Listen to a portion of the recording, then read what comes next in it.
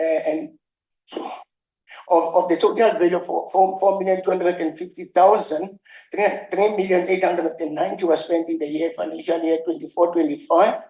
And for the items delivered, and the outstanding balance for the contractor indicated that the price of this item has more than doubled.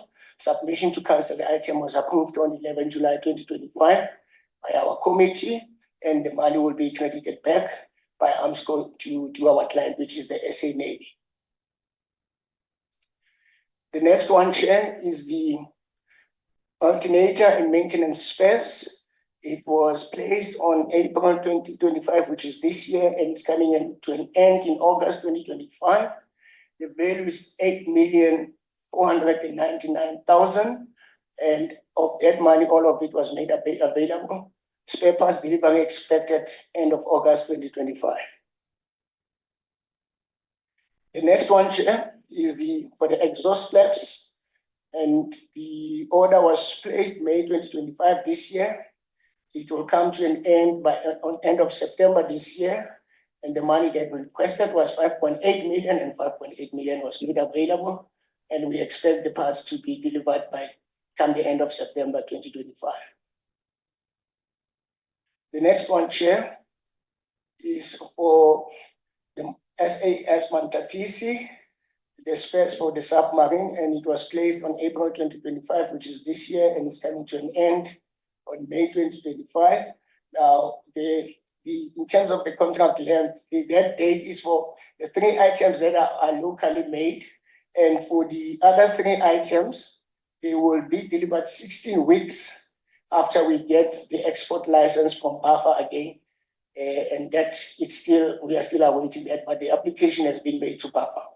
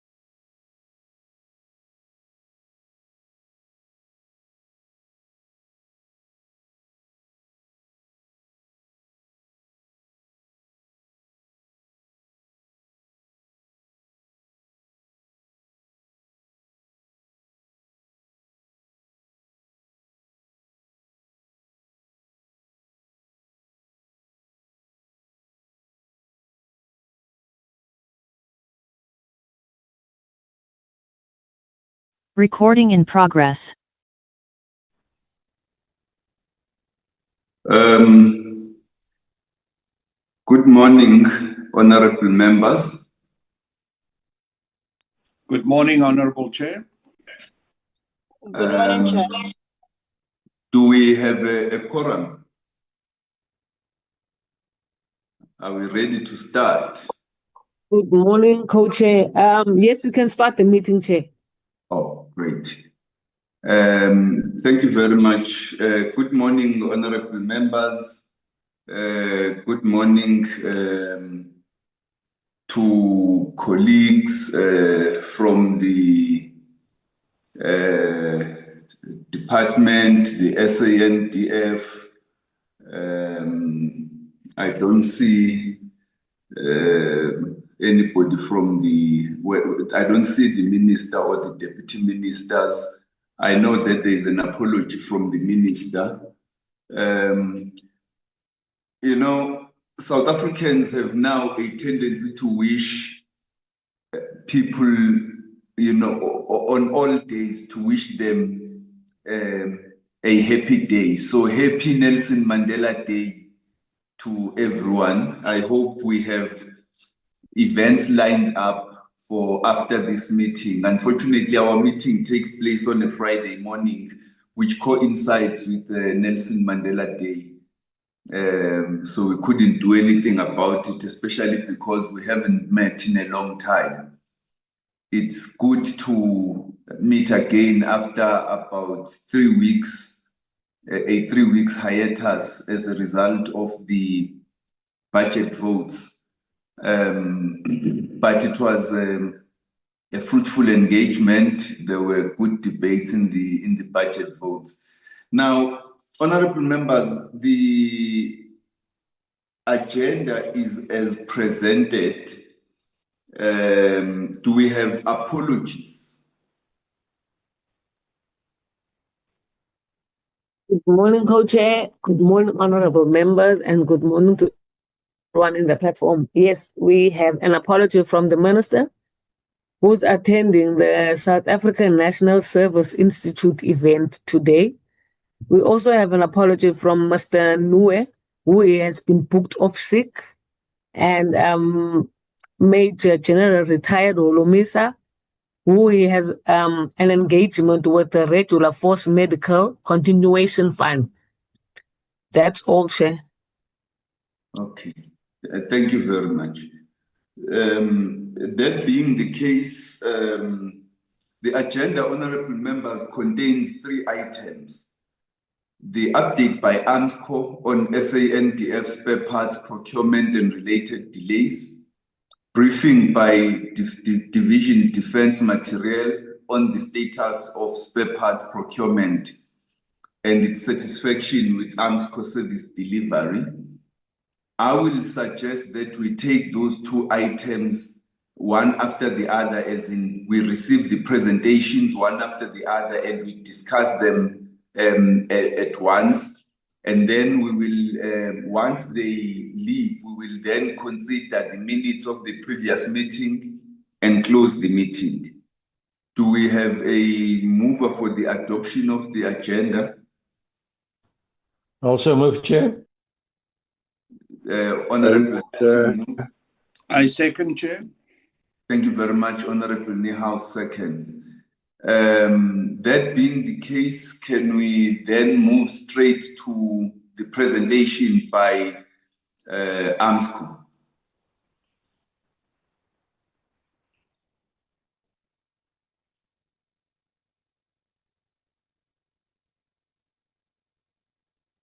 Armscor? Yes, sir. Can you hear me? You're welcome. Thank you so much. Thank you so much, Chair, and a very good morning. My name is Michel Tefo. Good morning to members of the Joint Standing Committee, the Armscor Board of Directors, members from the DOD, and everyone in attendance. A very good morning. Chair, we will not waste any time. I will allow my colleague, Mr. Makengu, to take us through the presentation on the procurement of the spare parts for the arms of for the defense of service. Thank you so much.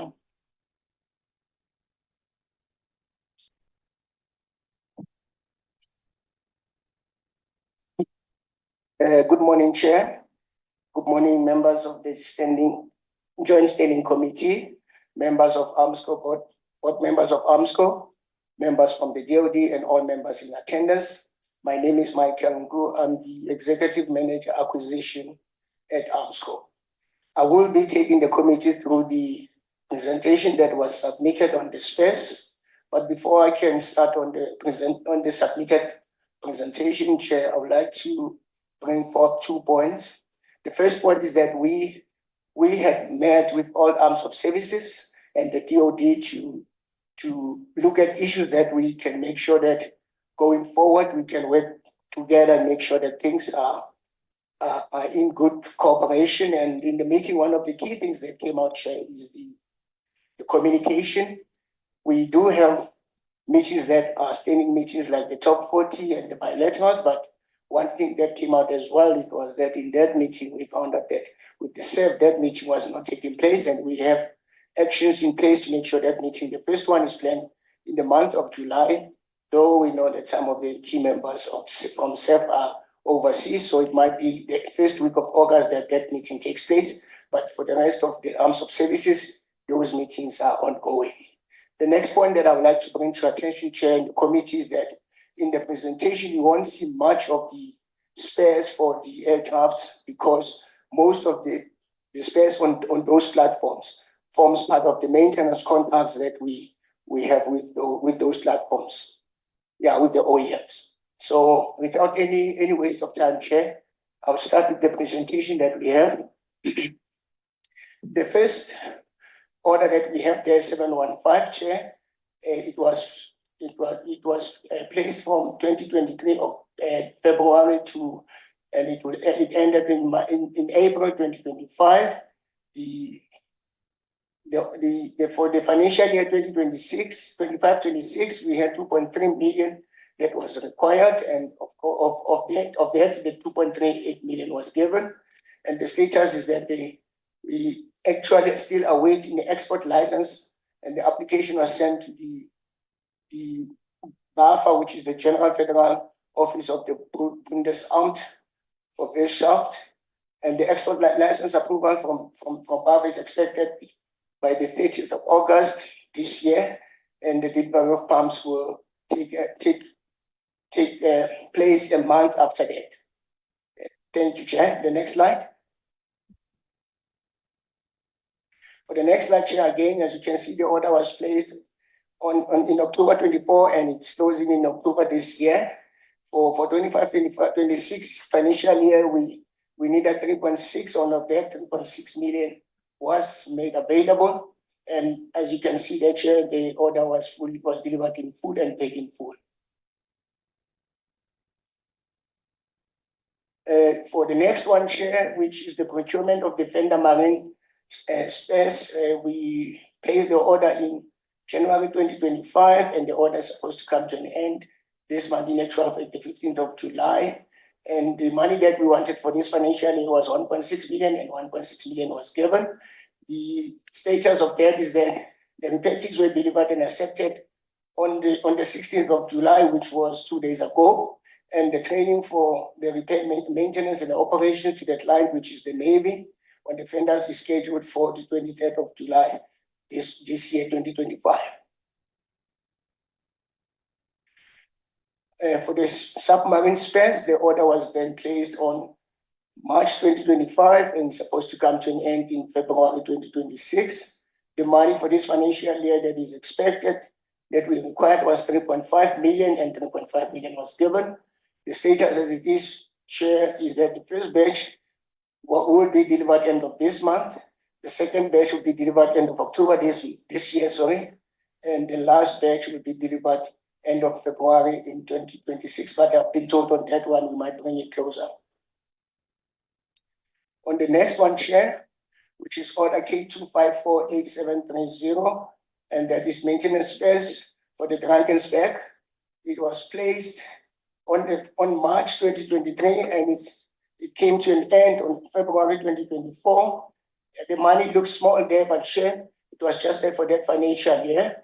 And as you look at the bottom there, the total value was for 613,000, and item one, which the South African Navy has decided to cancel that, and we are busy trading back the balance, which is the 745 points back to the Navy. The next order, Chair, which is also the procurement of the spares for the Drakensberg. It was placed in October 2024. It ended in June 2025, and the money for this financial year, it was 5.6 million that was required, and 5.6 million was given. The status on that, the spares are planned for delivery for 22 July, which is next week. for 2025, and the contractor has requested an extension until the end of this month to finalize logistics arrangements.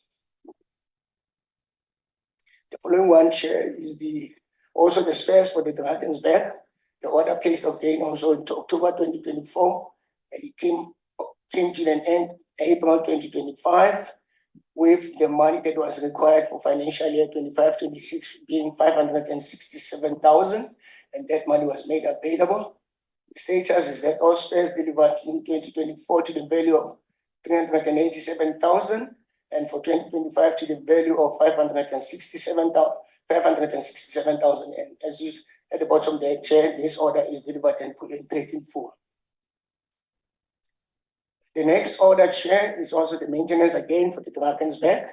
It was placed in February this year, 2025, and it's coming to an end July, which is this month, 2025. The money that was required for this financial year was 238,000, and that money was made available. And all spare parts delivered on the 16th of May, 2025, except item 5, and we're still awaiting verification. Payment for that item 5 amounting to 394 rands to be finalized by the end of July this year, 2025. The order again, also the maintenance spares for the Drakensberg. For this financial year, we requested 63,000, and that money was made available. The status is that expected delivery is 31st July 2025, and of course, penalties will be levied against the supplier for the 2 months that of the late delivery. The next one is also the maintenance spares for the MCM vessel. It was placed on January 2024. It came to an end on June 2024. The money that was required for 2024-5-26 was 2,747 rands. All spares were delivered in 2023 to the value of 169,000, and Chair, you will see that at the top, you might have the value that looks a bit small, but that will be just for the financial year 2025-26. And at the bottom there, the status says 2023 and 24 financial year, we delivered spares to the value of 169,000. And for 24-25 to the value of 2,747 rands, and that order is delivered and paid in full as it has closed on June 2024. This one, Chair, is the maintenance spares again for the MCM vessel. The order was placed January 2024. Again, it also closed on May 2024. And the status is that the total value was 850,000, and 755,000 was spent in 24-25 financial year, and items delivered an outstanding balance for 25-26 is 94,000. The supplier, which is Division Solutions, delivered the 2 items without pressure test certificate and indicated that the certificate will be delivered mid-August 2025, and that is the only time that Armscor will sign off and accept the items, because the items cannot be utilized without the valid certificate.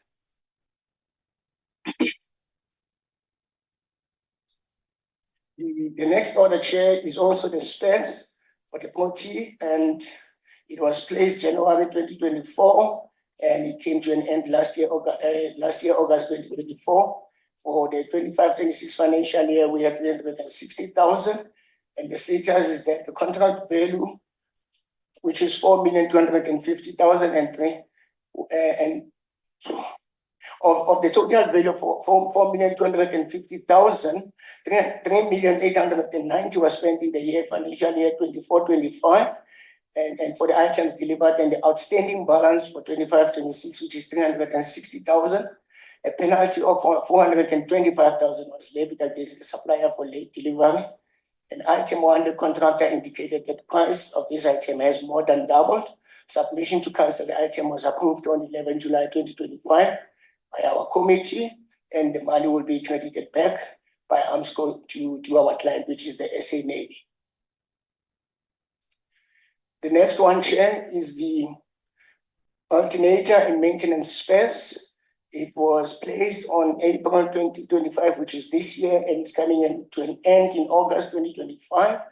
The value is 499,000, and of that money, all of it was made available. Spare parts delivery expected end of August 2025. The next one, Chair, is for the exhaust flaps, and the order was placed May 2025 this year. It will come to an end on end of September this year, and the money that we requested was 5.8 million, and 5.8 million was made available, and we expect the parts to be delivered by come the end of September 2025. The next one, Chair, is for the SAS Mantatisi, the spares for the submarine, and it was placed on April 2025, which is this year, and it's coming to an end on May 2025. Now, in terms of the contract length, that date is for the 3 items that are locally made, and for the other 3 items, they will be delivered 16 weeks after we get the export license from BAFA again. And that we are still awaiting that, but the application has been made to BAFA. The next one, Chair, is the spares procurement of the theater scraps for the SA Navy, which is the gauges, and it was placed July 2024, and it came to an end September 2024. For that financial year, it was just 30,000 that was required and made available. The status: spare parts delivered in 2024-25 financial year and calibration certificates outstanding. The client cannot use the gauges without the calibration certificate. And Chair, we are busy working with the supplier to finalize the challenges, because we found that the supplier had some financial challenges, and Armscor is engaging with the supplier to make sure how we can assist, because the sooner we can make the certificates available, the better for our client.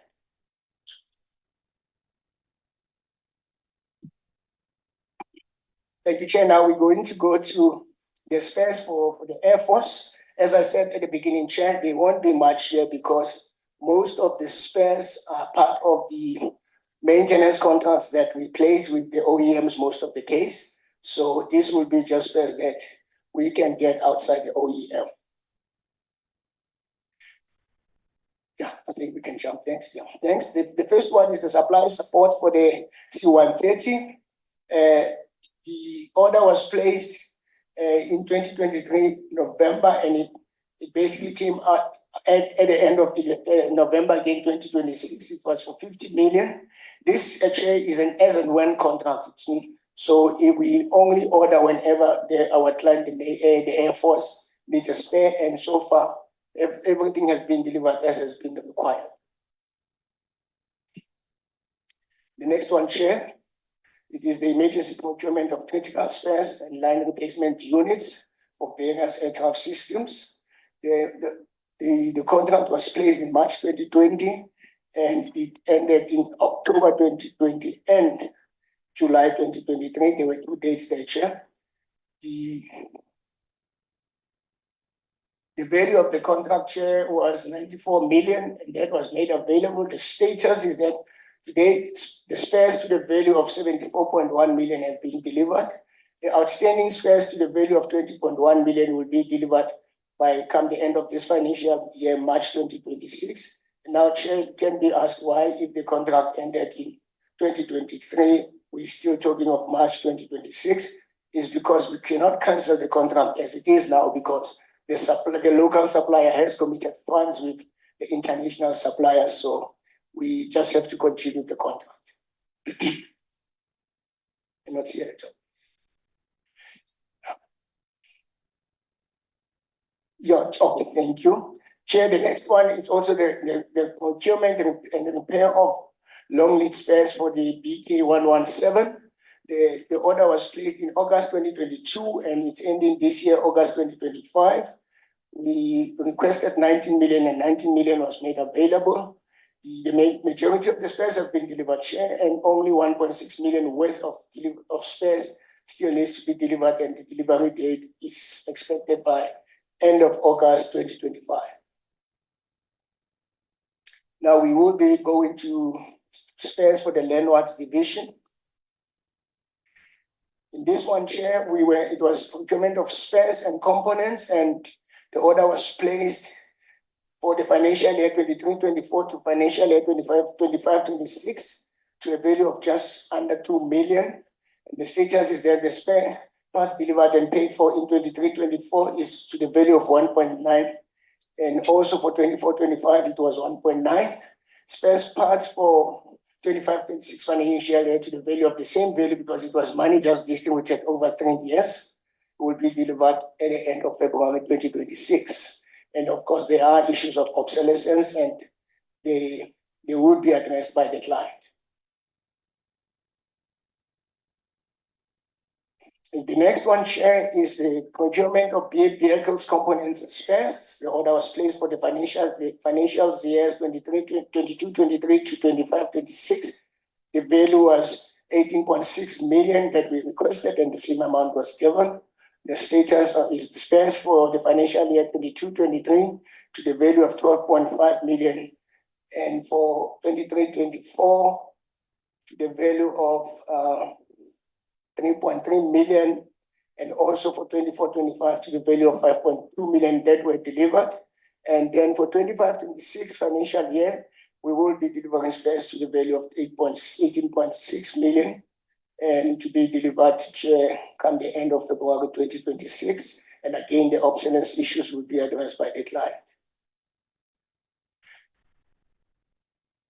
Thank you, Chair. In conclusion, Chair, as Armscor, we worked through taskings that we received from the Defence Materiel Division.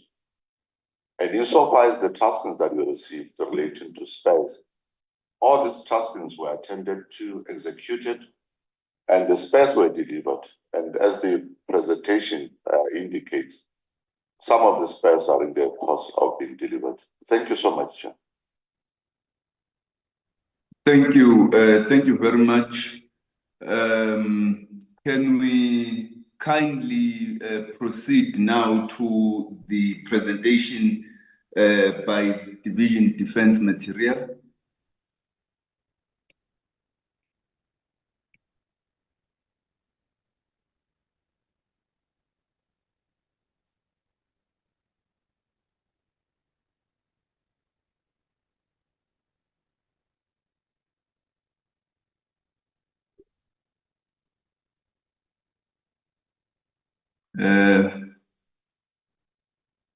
We're waiting.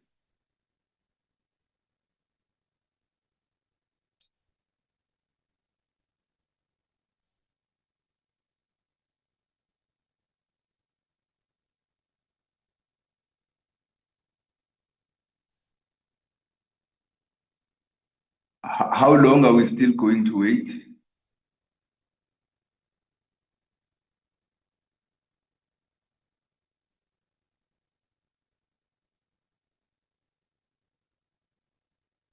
Silence reigns. Is SANDF here?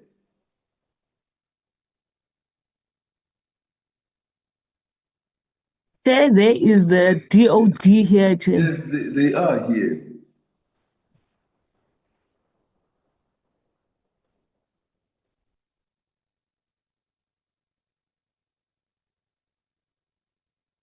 But their mics are off, so it's... Can somebody please call them to make sure that they connect? We can't keep members waiting. Yes, I'm calling them, Chair. Thank you.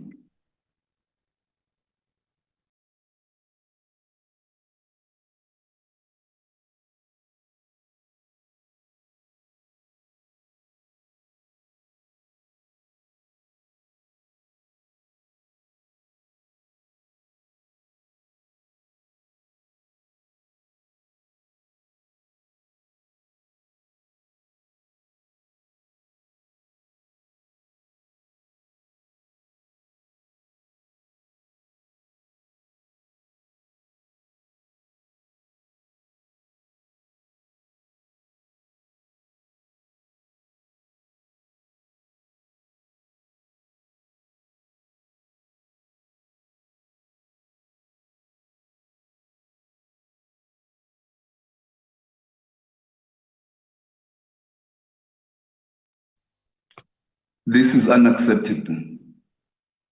It's just unacceptable. Good morning, Chair, and good morning, members of the committee. Chair, I would like to report that Chief of the Navy is on board.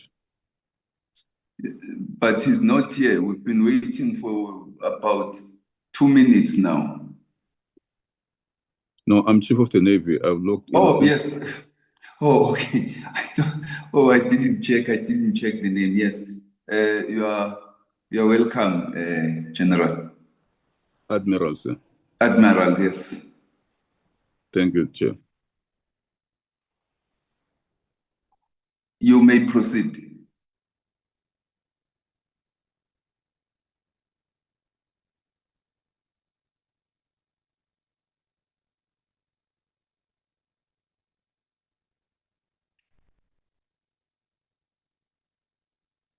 Who must proceed himself? Yes, Admiral, we're waiting for your presentation now. Chairperson, the Navy does not have a presentation per se, but I thought maybe the committee is going to discuss, and then the Navy can then present its perspective on what has been presented thus far. I'm not sure how the chair wants to play it. I had indicated earlier that we are going to take both presentations by Defence Materiel and Armscor, Yes. and then discuss them as one. Okay. Yes. Okay. So I thought the chair is waiting for Defence Materiel to present their to make their presentation. Yes, that's. I thought you were coming in to make that presentation, but we're waiting for them. Okay. No, thanks, Chair. No, I'll also wait because I'm not privy to that presentation. I don't represent Defence Materiel. Okay. Thanks, Chair. Okay, you're welcome.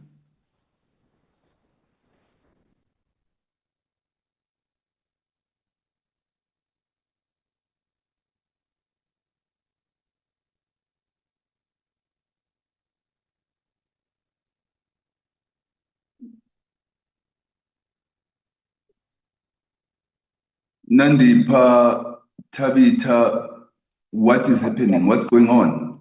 I'm on the phone, Chair, with the PLO to the Secretary of Defense. He's saying they're trying to log in.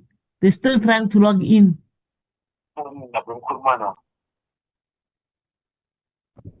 It seems like they are not ready for us. They definitely not ready. Like this. You must crack the whip. Yeah, but Chair, they can't try to log in now. They should have logged in long in advance. This is unacceptable, really.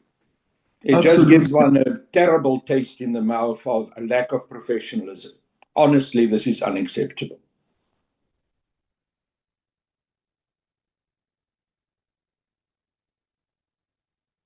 Absolutely. They knew the meeting is starting at 9. They should have logged in before 9 o'clock.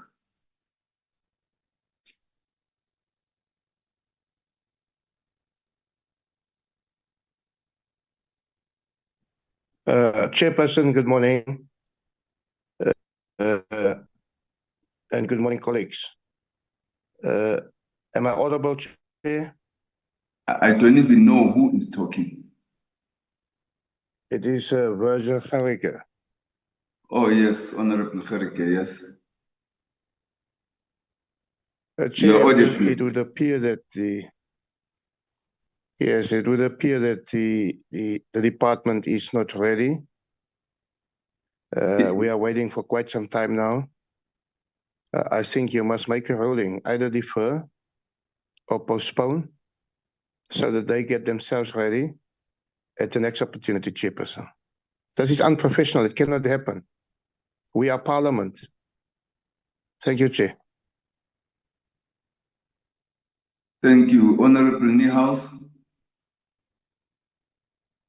Yes, Chair, I would like to support what my colleague, the Honourable Virgil Gerike, is saying. What I would like to propose is that we take the presentation that we have received from Armscor, and we engage on it. I don't know if there was going to be cross-referencing to this presentation by Defence Materiel, and therefore that it makes it difficult for us to engage with the Armscor presentation. But if we can, we should try to do so. But I would like to ask you to issue the strongest possible sanction against the Defence Materiel Division of the SANDF. This is utterly unacceptable. They're making themselves look absolutely pathetic, and they're also putting us in the most unenviable position. So it is time for us to make sure that people face consequences when they fail to behave in a professional manner, and when they fail to do the kind of things that needs to be done. As I've said earlier, they should have joined us 15 minutes, 20 minutes, perhaps even half an hour beforehand, and they should have made sure that they're ready to do this presentation. We haven't got time to waste, and they're busy wasting our time, Chair. Thank you. There is a firm proposal that we take the discussion that's already been made whilst they are trying to log in and then issue a strong censure. We will issue the strong censure anyway, whether they do succeed eventually to join in or not. Honorable Windy, Honorable Harting, Honorable Sokanyile. Yeah, I want to agree, but I don't know if this report is the purpose not for them to try to find common purpose, because there's cross correlating issues from defense and defense material and Armscor. So I just don't know, Chair, but I'm tempted to agree with the colleagues before me, but you must maybe just check on the cross-referencing, that we don't discuss this one. When we go to the other one, we must come back to Armscor again. It will be a waste of actually our time and fruitless exercise. So I'm just checking that, Chair. Thank you. Honorable Harting. No, Chair, I agree with what was just said now. It will not be time efficient to now engage on the Armscor presentation and then later come back to it again. I think we should wait for the other presentation. Thank you. Honorable Sokanyile. Thank you very much, Chairperson. Let me greet you. Let me greet also the members of the Joint Standing Committee. Let me greet the officials of Armscor and the officials of DOD. Meanwhile, they are trying to log in. Chairperson, I think Honorable Windy has covered me, because I want to agree that we discuss the Armscor report, and then issue a strong warning to defense material on their report, on the defense material report that we couldn't get, because that is the report that was going to assist the Armscor report. But to me, Armscor has presented, and they are not able, because they cannot come tomorrow and say Armscor this and Armscor that, because we have given them a chance to present, but Armscor has presented. To me, let us deal with the Armscor report and ask the questions relevant to the report that is in front of us. Then a stern warning to the defense for not being on time. It's an issue on its own, even if they were to present a report. Thank you. Thank you, honorable members. I want to suggest that since we've already received the presentation from Armscor, we don't throw the baby away with the bathwater. Armscor has already done the presentation and we are here. I want to request that we take the discussion from Armscor. The SANDF Defence Materiel Division should not even join now. We now must just simply dismiss their participation. We will deal with the matter after the meeting because this is really disrespectful. Let us discuss the Armscor presentation to the extent that we can discuss it, mindful of the fact that we've not received the other presentation which would have supplemented the discussion from the presentation by Armscor, so that we also don't just cancel the meeting when we are already here. May I request, honorable members, your indulgence that we discuss the presentation that's already been made. The floor is open. Honorable Niehaus. Thank you, Chair. I agree that we should proceed with the discussion with regards to the presentation that we have received. It is a granular presentation which gives us a lot of technical detail about certain orders. Unfortunately, it doesn't provide us with the necessary background and integration about how this fits into the plans of the various divisions of the South African National Defence Force properly. And of course, hopefully, the presentation by Defence Materiel would have helped us to get there, but unfortunately, we don't have it. So we are in a serious limitation in that regard. I do have some questions, however, with regards to the SAS Drakensberg. This vessel, Chair, is now 40 years old, and it hasn't sailed for many, many years.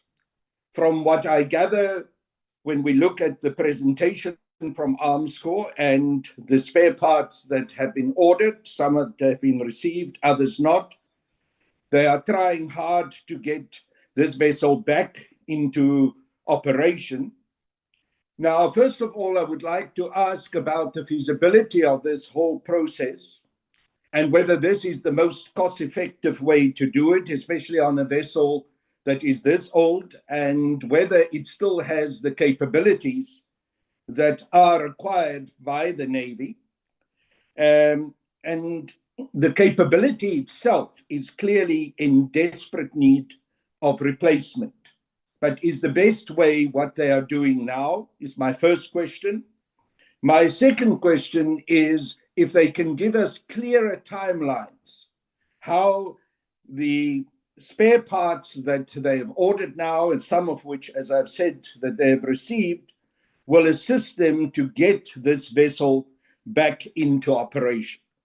That is my first question, Chair. Secondly, I looked through the whole presentation by Armscor and I don't see any reference to the issue of body armor, which has become a critical matter for especially the South African Army, but actually the whole South African National Defence Force. Last year, when we attended the armaments exhibition at Waterkloof Air Base, Armscor made a big issue about the so-called modern body armor that they are looking forward to procure. There was quite a lot of controversy about that so-called modern body armor and whether it actually reflects what is required in modern warfare. But I don't see any reference to it. Has that been shelved, or what is the situation? Because in the context of the speech that the Minister of Defence and Military Veterans made during the budget vote for defence and military veterans, she made a big thing of the issue of putting soldiers first. Now, certainly, the issue of body armor and the protection of your soldiers should then be a critical one. I am glad, and he introduced himself to us, that the Chief of the South African Navy, Admiral, is with us. And if it is possible in the context of this presentation by Armscor for the Chief of the Navy to give us some feedback about what the current relationship between the South African Navy and Armscor is, specifically with regards to the Armscor dockyard at Simonstown, I think it will be highly appreciated. In the past, he had made highly critical comments about the way in which Armscor operates and the way in which the lack of delivery from the side of Armscor has impacted on the readiness and the capabilities of the South African Navy. Is there a change, or are we still in the same situation? We need to get clarity about that. And unfortunately, when another part of our defense committees, namely the Portfolio Committee on Defense and Military Veterans, went to Simonstown to visit the dockyard, there was a strange standoff where Armscor made a presentation to us, but simultaneously the Navy was not able to make a presentation on the basis of instructions that they had received from the Minister of Defense and Military Veterans, which left all of us with a bad taste in our mouths, but certainly raised the bigger question on whether this lack of proper interaction, engagement, and direction between the Navy and Armscor is continuing. These are problems of serious concern, Chair, and I would love for the head of the Navy to give us some feedback on these issues. Overall, I think what we have experienced this morning, again, with the absence of the Chief of Defence Materiel and their presentation, is an indication of the lack of professionalism that we are faced with from the side of the South African National Defence Force, and also the problem that has been persistent in the relationship between Armscor and the SANDF, which has been a lack of communication. Armscor, in passing, referred to this issue of communication in their presentation, but they didn't specify further in giving us enough clarity on how these problems are being resolved.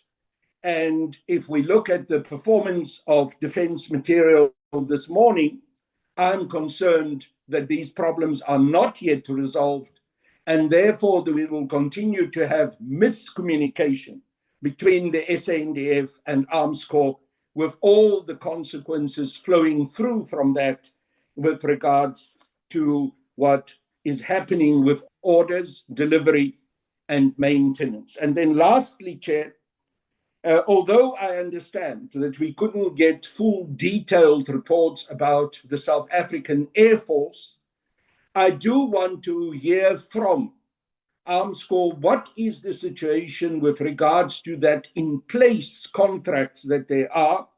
Are those contracts being properly honored, or are there problems with regards to those contracts in terms of the maintenance of the fighter planes, the Gripen fighter planes, and also the Oryx helicopters? We have heard that there had been problems between those supply companies and Armscor, and therefore that contributed to the delay in terms of getting the fighter planes and helicopters operational again, which has led to a situation where we hardly have any Air Force up in the skies and hardly any Air Force hours being flown. So those contracts, we need to get greater clarity about them and whether they are actually delivering. We've also heard that there were some contracts from the side with regards to the Gripen planes that had been offered by Sweden, and unfortunately Armscor and the SANDF, because of the lack of resources, were not able to honor those extensions of contracts. Is that correct? Or is that information that need to be ameliorated so that we understand the situation better? I thank you, Chair. Thank you very much, Honorable Niehaus. Honorable members, I have been a bit liberal because we've some time since there was no presentation from Defence Materiel. So understand, that's why I've not imposed a time limit or set a time limit to put it more democratically on the speaking time. Honorable Gottsel, followed by Honorable Harting. Good morning, Chair. Good morning to the members and also to all the officials. Chair, yes, I think it's quite ironic, the absence of the SANDF, but I will be quick. I understand that we are in a hurry. I would just like to ask, I've been covered a lot by Honourable Niehaus, but I want to ask about the current state of the submarine refit. There was a lack of clarity and oversight during the recent visits to Simonstown. So I'd like to know, the Chief of the Navy is on the line, and so is Armscor, but how long is the refit going to be going on for? Is there a timeline for the completion thereof? If there is no timeline, or if it's not active, what is the delay? And then, Chairperson, I've read that there was recently an offer of assistance by South Korea and India, and whether the Navy is considering assistance from other countries like these to assist. And then I would also like to know the current state of the Charlotte Matleke. She has been laying in Armscor dockyard at Simonstown for quite some time now, and during the Select Committee on Security and Justice's visit last year, we were told that she would be, well, I don't know if she would be fixed. They would start work on her this year. I would just like to know if there is an update on her. Thank you. Thank you, Honorable Harting. Thank you, Chair. I think I really am at loss because of the performance of SANDF on this. Because what we discuss here, although some examples were put forward or in the Armscor presentation, what we discuss here, and which has actually been a standing discussion for the Joint Standing Committee for almost a decade, is a lack of cooperation between the SANDF and Armscor on procurement of spares, which impacts on the readiness of the SANDF and specifically the main battle equipment. Now, if we go back to the Defence Review, it is stated in the Defence Review, for what it's worth, because it's never properly funded, that a close SANDF Armscor cooperation and alignment is a necessity to prevent capability losses. And ever since then, 2015, this has been on the table. And this goes to the submarines and the frigates, and as well as the aircraft. It's overarching, and there's a history of constant and consistent blaming game from the SANDF that Armscor cannot provide. Armscor then countering, saying there's lack of funding and lack of prioritization from the SANDF. We've got a similar situation also with the dockyard Navy situation, where we took a specific decision on. But then there was the Joint Standing Committee actually then also requested that this friction, because it impacts on the whole of the Defence Force capabilities, should be discussed. And there was a meeting on which there was a report back on the 20th of April 2023. Now, for us to make progress, we cannot repeat the same things over and over and just expect a different outcome. So as far as I can determine, the last time we had something on the table was in April 2023, and this is about cooperation between the SANDF and Armscor, which this meeting is actually all about. There it was stated that the procurement of spares, and I would like to get a response, at least from Armscor, on this. What has happened to this cooperation? How is it in place? Procurement of spares should become proactive rather than reactive. Is that in place? Requirements for spares to be provided early in the financial year, preferably before the start of the financial year. We have seen how long it takes to get, for instance, permission from Germany to get the export permits. Then it was also said that the phasing of operating funds should be provided to coincide with the lead times of long lead spares.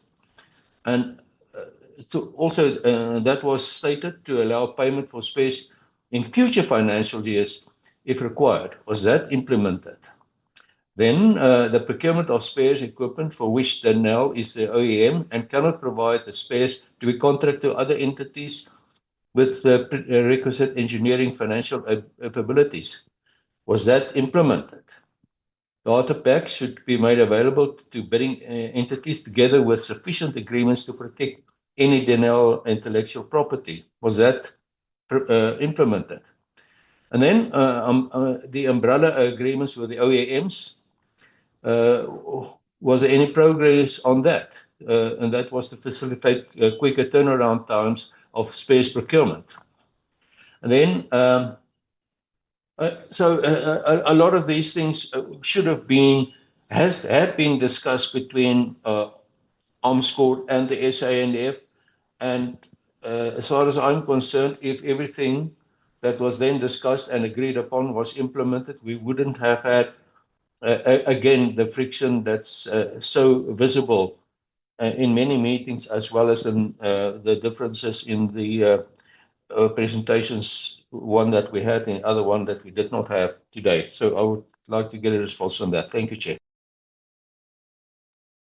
Thank you very much, Honorable Sokanyile.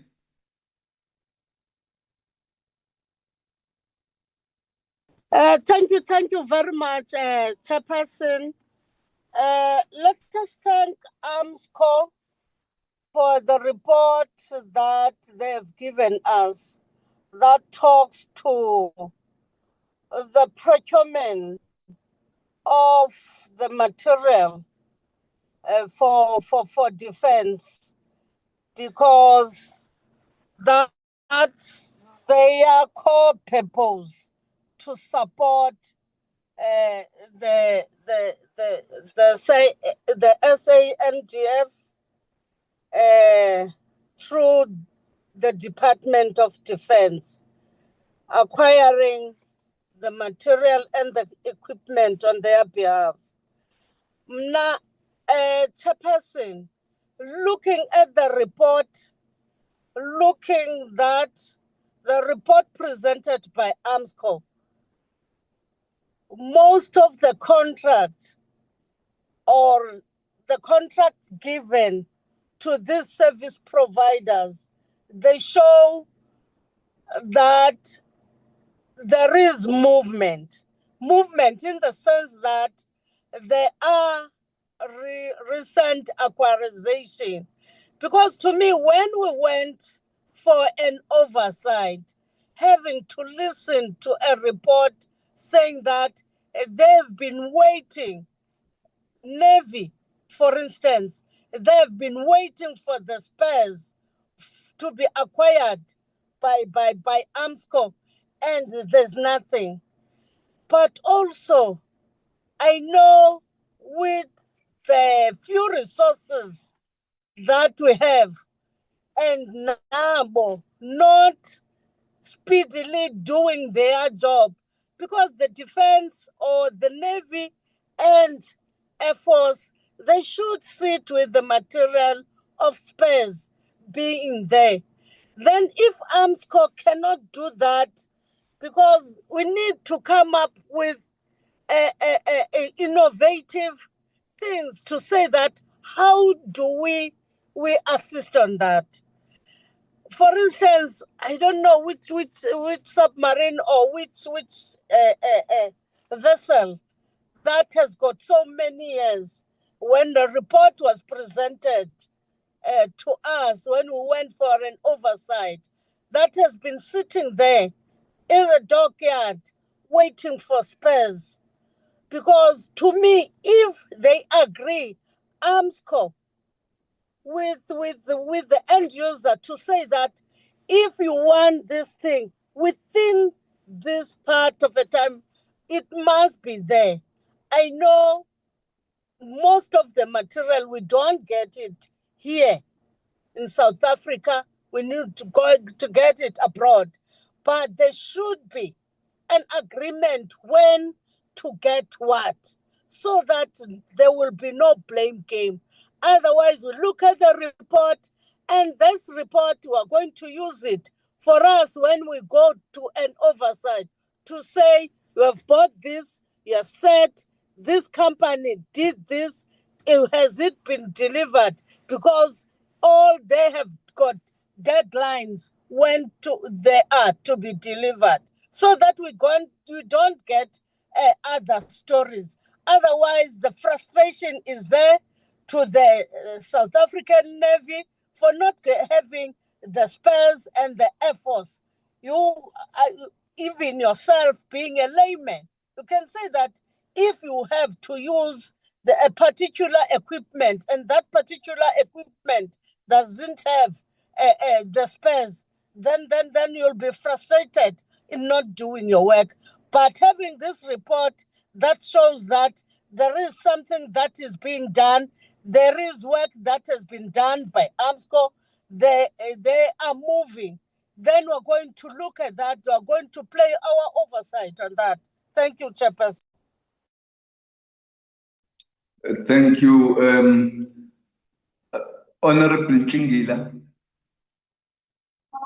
A very good morning, Chair, honorable members, and representatives of armed.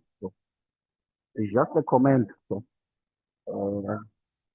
I've joined the meeting a bit late, but I've seen the numbers in fact the stages of attempts to resolve problems of stores in SA Navy and the SAFF.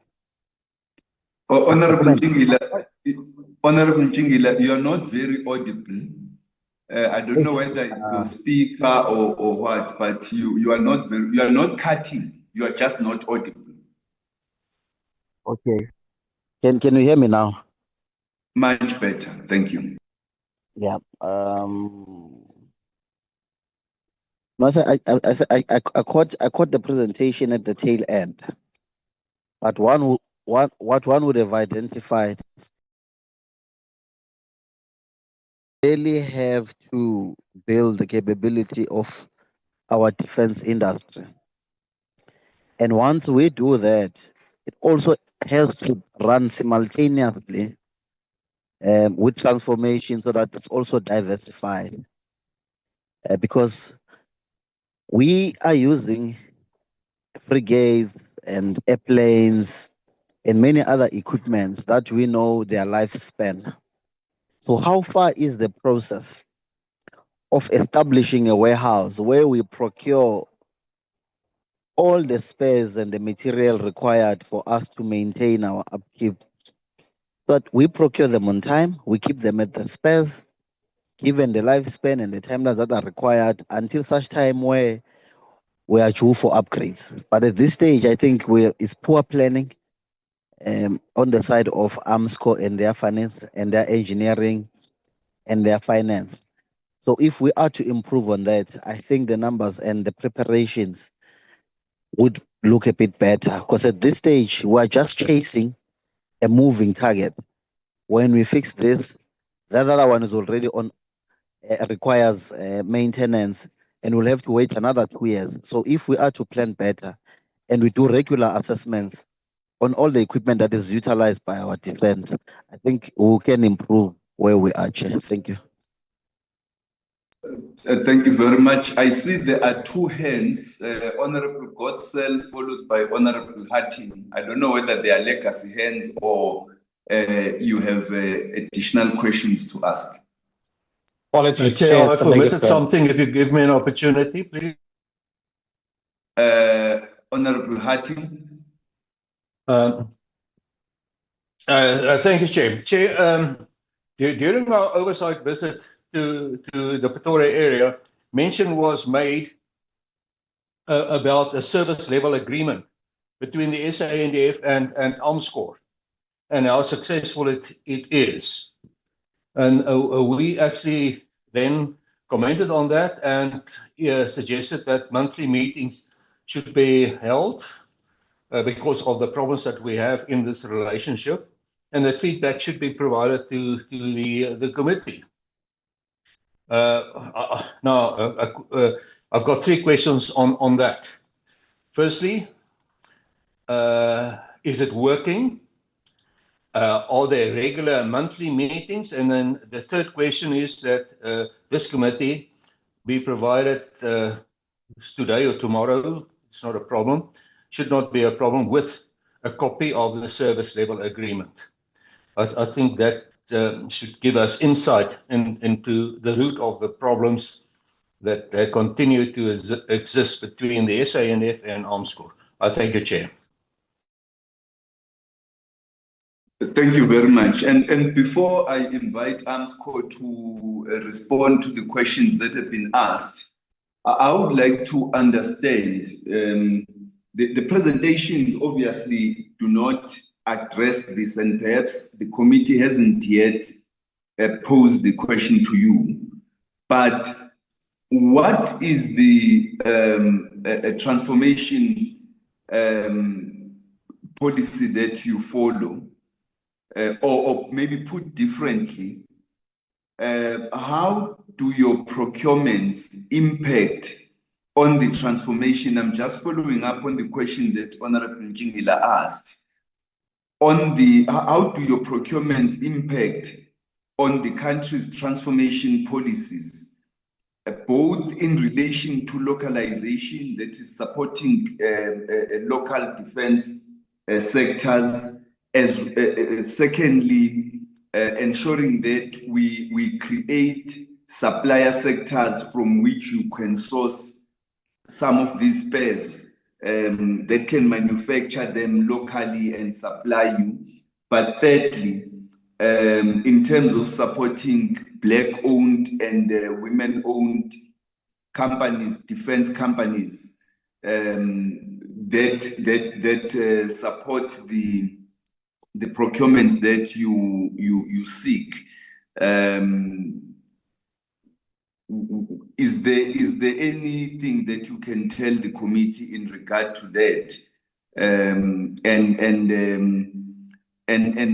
without necessarily impacting on the timelines for the National Defence Force, but how do your procurements support transformation and localization? Recording stopped. Thank you. You may now come back and respond to the questions.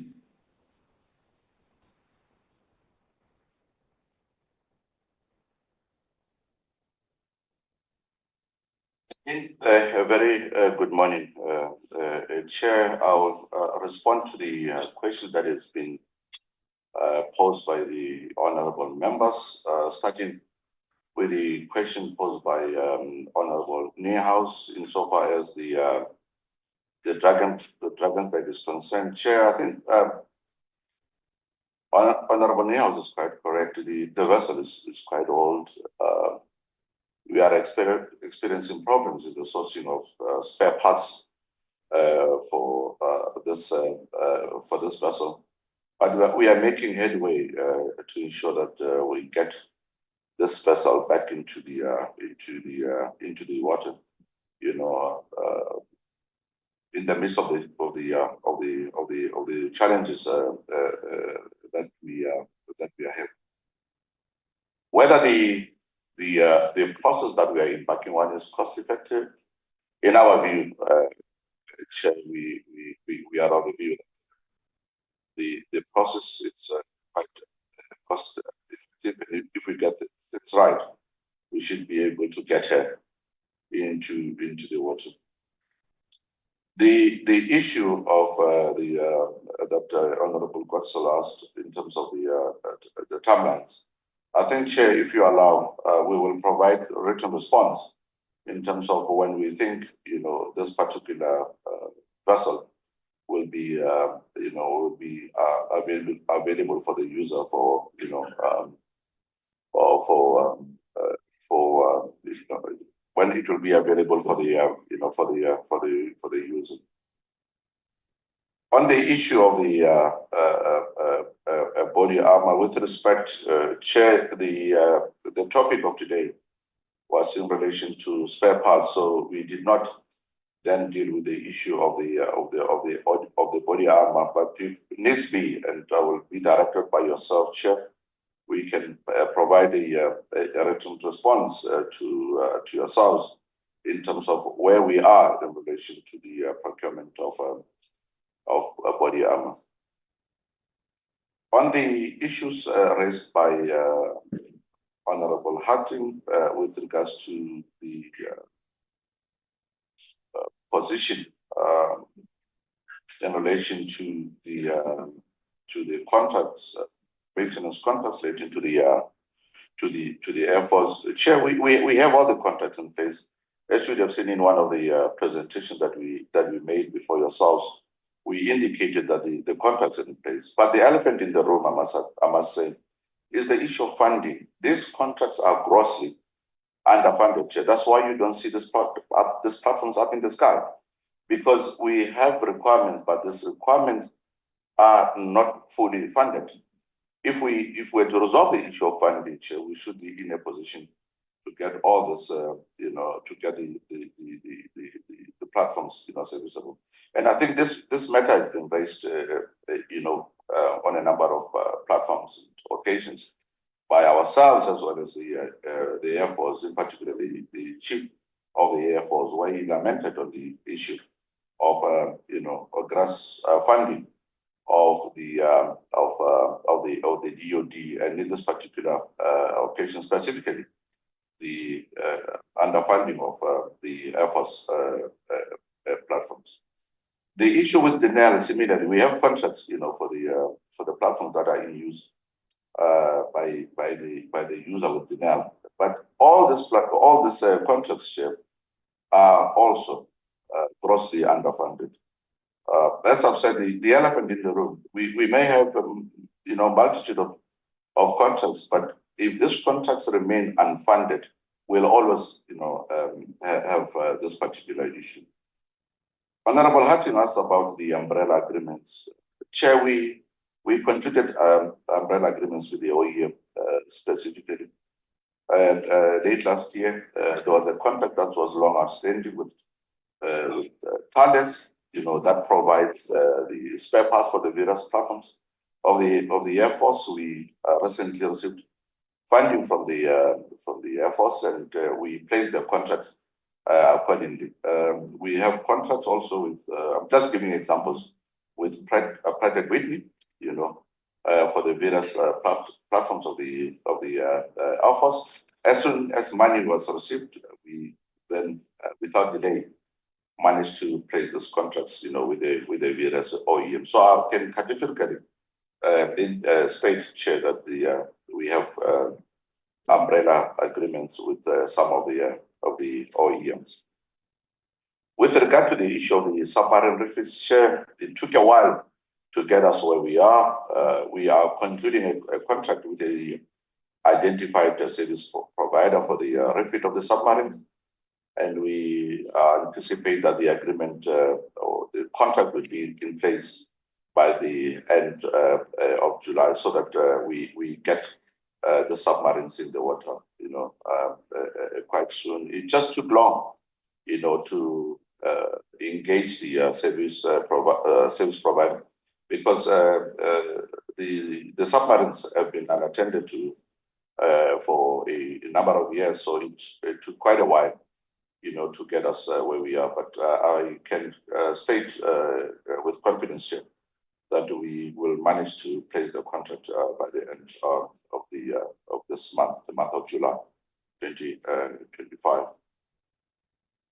Chair, the issue of proactive procurement of spares, as I've indicated right at the outset, it all depends just when we get tasking from Defence Materiel Division and whether those taskings are adequately funded. So if we get taskings early in the year, and those taskings are accompanied with money, we should be able to plan and make sure that we proactively procure the spare parts for the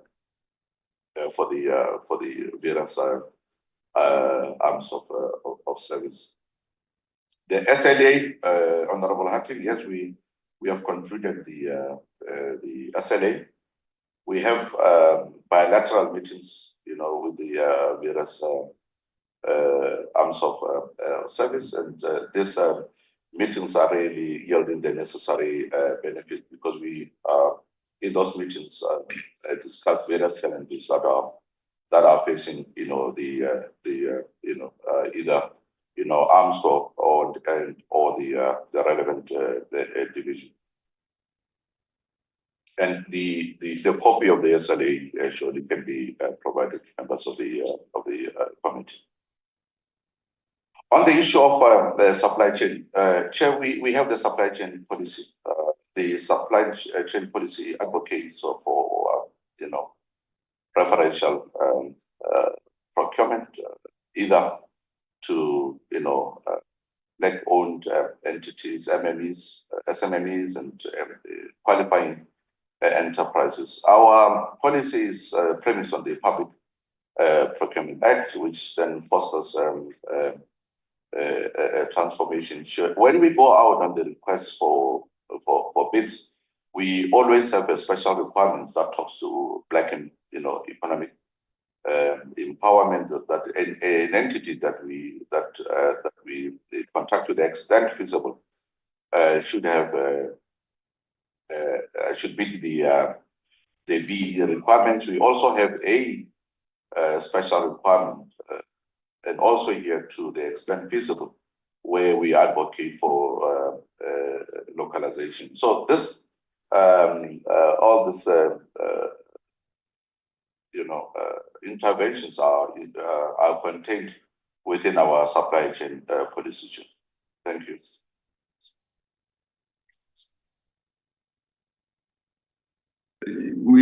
Thank you. Yes. So the questions that you have requested to provide in writing, you need to provide them within 7 working days. But I think it would be necessary. Perhaps we will have a specific session where we get to understand the supply chain impact, both policy and impact.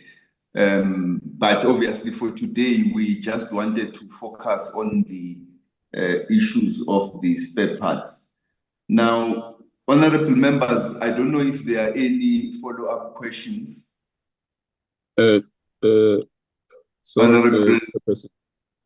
Honorable Godsell, followed by Honorable Niehaus, followed by Honorable Nchingila. Is there another hand? Okay, Honorable Godsell, you may proceed.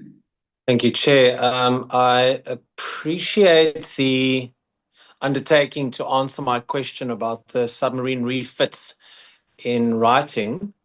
I'm somewhat perplexed as to why that answer is not immediately available.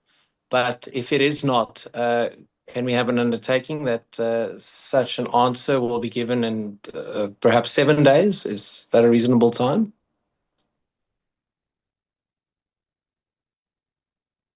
Honorable Godsell, I believe it is reasonable time. I'm sure they can provide an answer to that question within 7 working days. Thank you, Chair. Or Honorable Niehaus. Thank you, Chair. With regards to the question that I asked concerning body armor, I think it will be helpful if we can get a response also within 7 days.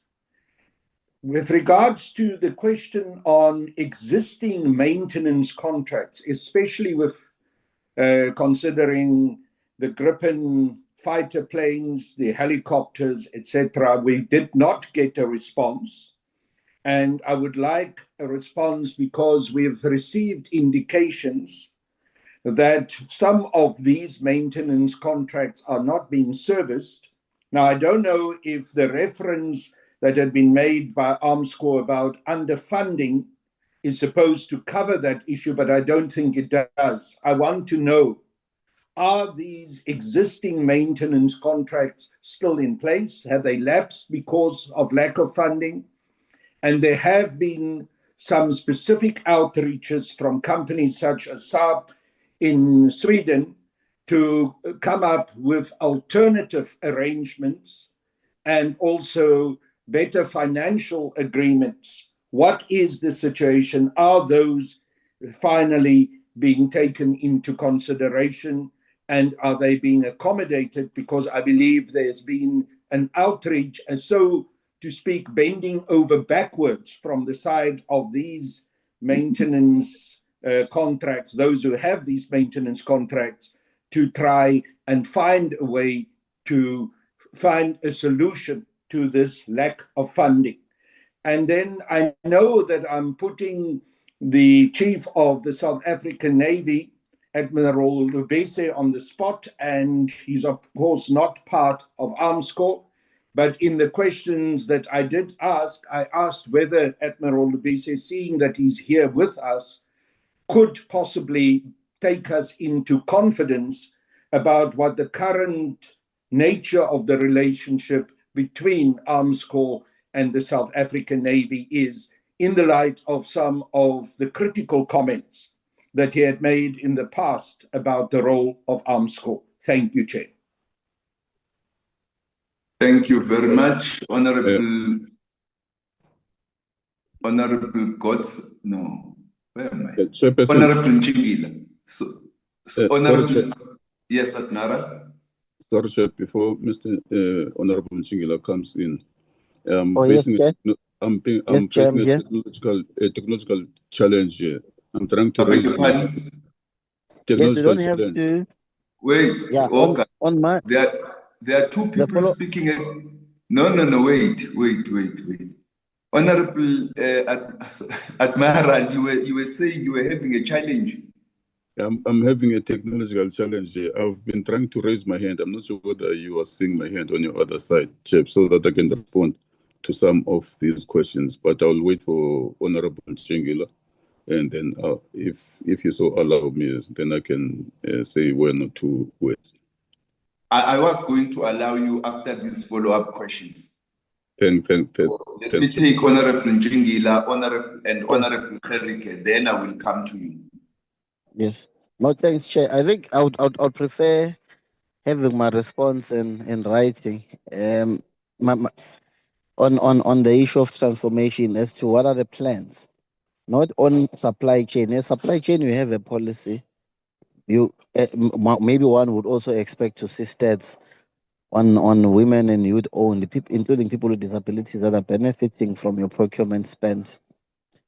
But in the main, on transformation, What is it that is in place to ensure or that there is indeed enterprise development for those young women and men that are entering into the defense industry, but they are also globally competitive and also share quite a sensible market share in the supply of what they produce for the defense industry. So those are the plans. This is what I'm asking, and I would want, if you can't respond now, I would gladly appreciate a written response.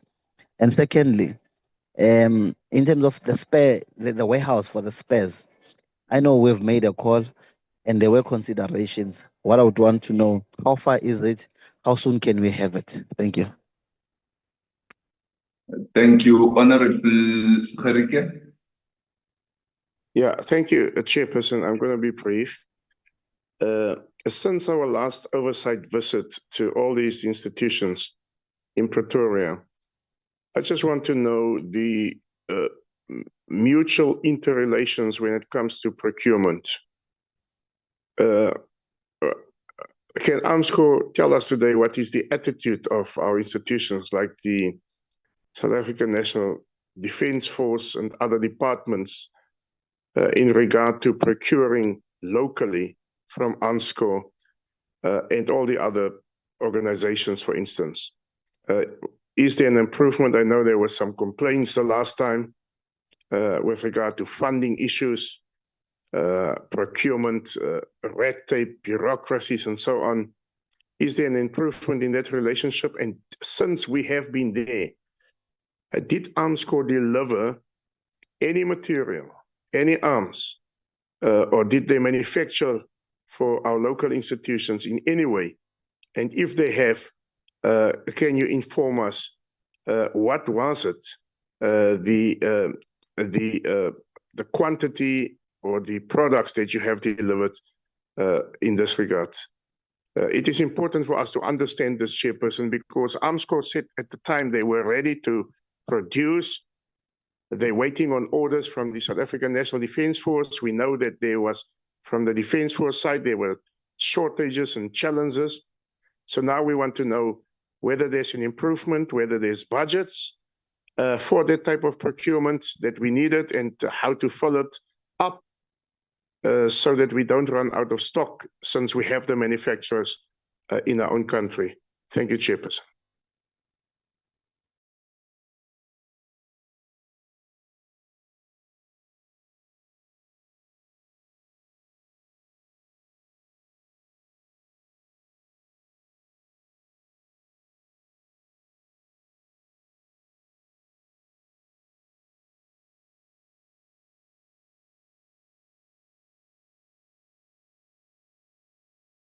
Oh, sorry.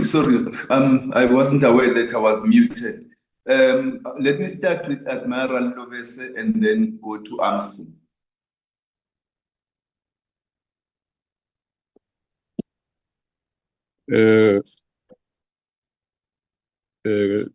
Chairperson, the members of the Joint Steering Committee on Defense, honorable members, good morning. May I confirm that I'm audible enough, Chair? You are loud and clear. Thank you. Thank you very much, Chair, for the opportunity, and to the members. Chair, I'm not sure whether having received this presentation from Armscor about the spares procurement for the SANDF, I'll specifically speak about the South African Navy. Is the spares procurement by Armscor what to see as this committee? From where I'm seated, I think this requirement is misplaced to a certain degree, because we should be asking ourselves, what is it that the South African Navy, we should ask the South African Navy present, as well as the Air Force, the Army, and so forth. What is needed for us to meet our constitutional mandate. What is it that is available for us to achieve that constitutional mandate? What is the funding required? The impact of these non-available funds on the operational readiness of the SA Navy and in general, the SANDF. Then we can then go to the taskings that have been given to Armscor to procure with these little funds that we have at our disposal, to see whether what we are procuring satisfies the needs of us being able to provide a maritime defense for this republic. We have to understand that we can't run operations through procurement, because it's like buying a loaf of bread and eating that loaf of bread and finish it in that specific day. The SANDF, specifically the SA Navy, we must make sure that we have fully stocked depots that we are able to prepare and provide combat-ready and supported maritime force at any given time that Parliament gives that taskings to the SANDF. We should be able to make sure that our onboard spares and all commodities are always available for quick turnaround time when we are busy with force preparation as well as conducting any operations. By so doing, we will guarantee ourselves on-time maintenance and upkeep schedules and plans are always achieved, not what we are presently experiencing as the SANDF and specifically as the SANDF, because the absence of these spares directly impacts on our ability to meet our maintenance and upkeep schedules as predetermined by the original equipment manufacturer. For this to be achieved, we must stop blaming one another, and as both the committee as well as the SANDF. These committees must, I won't say make a stage in to National Treasury to stop the sabotage that National Treasury is presently perpetuating against the SANDF. National Treasury, for a change, it needs to be patriotic in how they address the funding of the SANDF, specifically the SA Navy. National Treasury can't be allowed to be a super department or a government on its own over and above the current government. National Treasury has been ordered by the Commander-in-Chief to fund the SANDF to 1.7% of the GDP. We are mindful of the economic challenges that the country is facing, but that can be negotiable. We understand the human security imperatives adopted by government after 1994, and specifically since 1998, which has actually resulted into the defunding of the SANDF, but that has to come to a stop. All that can be because all that cannot supersede the national and physical security of the Republic of South Africa. Citizens that government has prioritized since 1998 through the implementation of human security objectives they must also feel safe in the country, in their own country. So therefore, we cannot afford to compromise the security of our citizens by defunding the SANDF because of what National Treasury is actually doing. I've said this before, that our maritime borders are porous because of the lack of capabilities, not because of the lack of will from myself and my team and the entire Navy, or the lack of skills to defend our maritime resources and the blue economy of this country. But it is due to the failure by national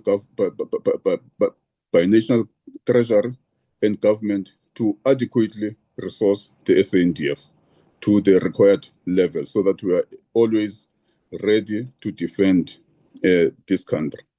Members of the committee will understand that RSA's international relations posture has become a threat to the forces of doom around the world.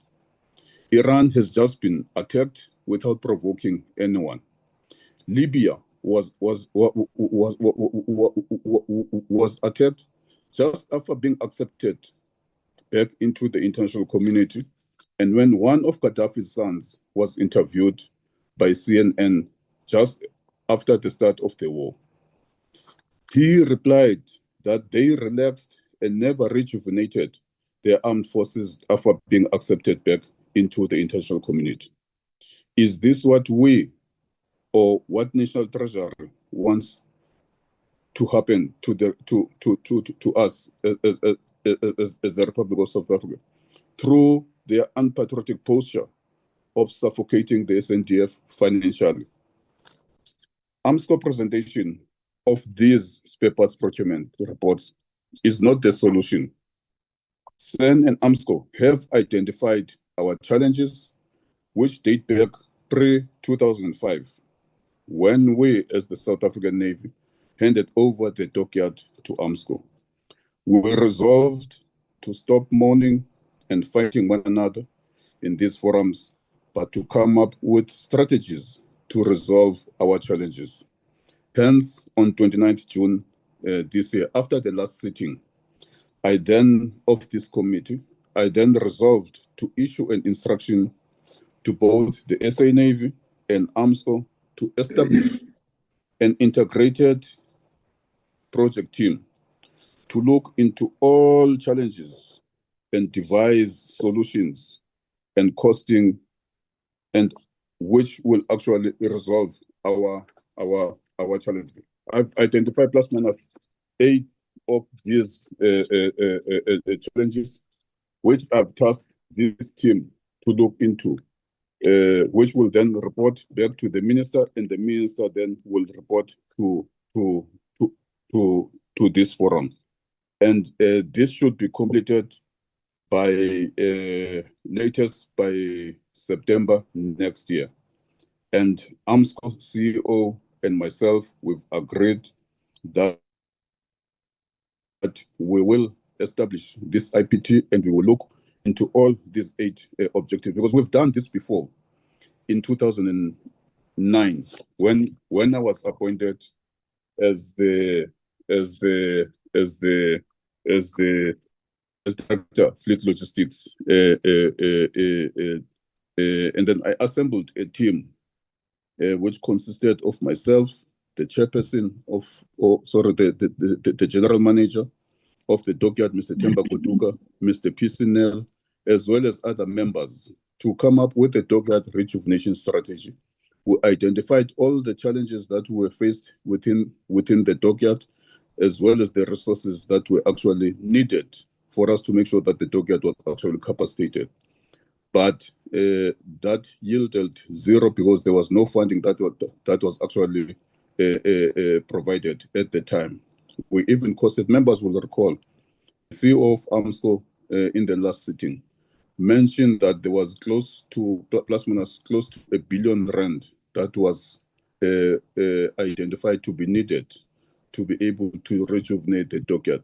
That was the costing that we identified during my time when I was Director of Fleet Logistics, and provided it through the normal command lines to Chief of the Navy, and as well as to Armscor board. So since 2009 and now, things have definitely changed. Hence, we're actually revisiting this issue so that we can satisfy all of us that know this is where we are. We're throwing the sand here, and these are the challenges that we have. These are the strategies that we want to implement, and this is the roadmap, and this is the costing, and all that will come up as a result of this integrated IPT that I've actually established, which the CEO of Armscor has actually agreed to. Chairperson and members of the committee, in 2000, the then Minister of Defense, Mr. Terali Kota, appointed me as the Deputy Project Officer for Project Wheels, which was the acquisition of the 3 submarines. We observed in the early years of the project that government did not provide us with the needed funds for that acquisition. What do I mean by that? What government gave us, 80% of that allocated funds were only towards the acquisition of the actual boats.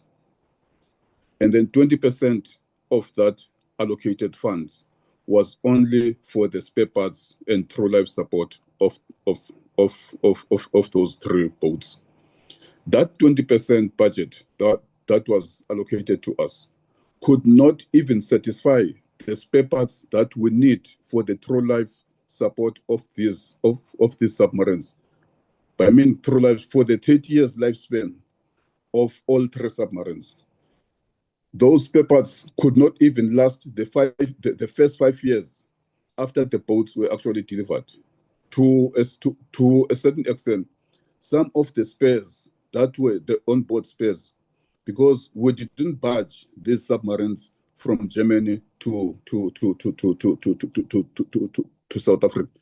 They all 3 of them sailed on their own steam from Germany to South Africa. And some of the spare parts were consumed whilst they were on their voyage from Germany to here, and they got finished. And our depots were never stocked from the days of the project. We've been operating the Navy with almost 0 spares availability, not just for the submarines, for the frigates. Unlike what we actually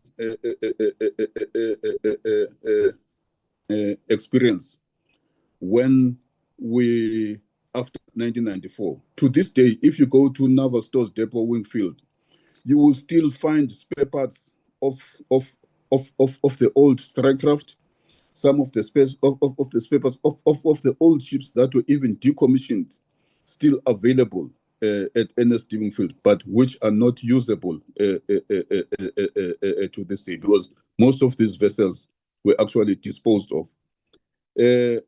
We understand, okay, the government of the day then did not prioritize human security. Defense was their priority, unlike what our government is actually doing. But that does not mean that we should actually allow this status quo to continue in the manner it is now continuing. National Treasury needs to make sure that it provides us with the necessary resources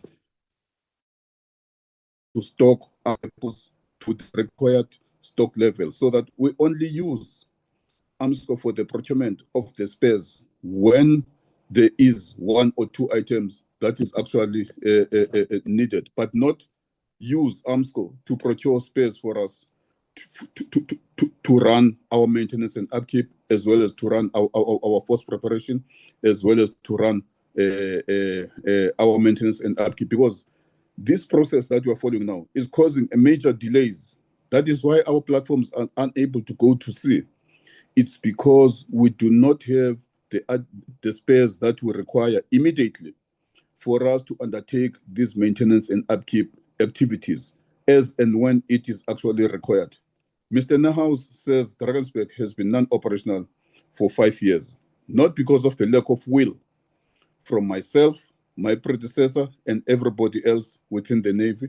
It is because of the need that National Treasury is actually putting on the neck of the South African Navy to make us not to be able to sail, to fight, to win, and remain unchallenged at sea. In 2002, Chairperson, to illustrate this point,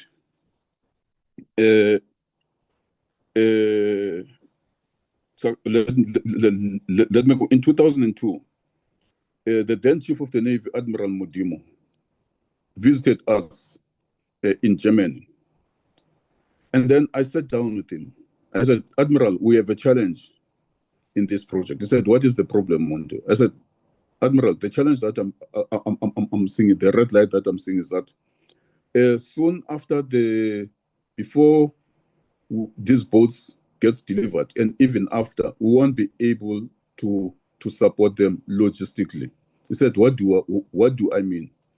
I said, government, sorry for repeating what I've said, government funding that they've provided us, the 20%, is not giving us the 30-year true life support that we require. So I request you to speak to your principals to give you an extra R1 for us to be able to procure the required and needed true life support, that is spares, materials, commodities, for us to be able to support these frigates, these submarines, up until they go to the graveyard. That Admiral Modimo tried, my predecessor tried, but they've not won. Myself, I'm also not winning, because National Treasury is putting a knee on our neck to actually defund the SA Navy, by so doing us to compromise the national security, especially the maritime defense of this country. So we do need a serious intervention here, where I request you members of this committee to engage strongly with National Treasury to provide us with the necessary funding, because we will keep on hammering on Armscor. Armscor they are not to be blamed here.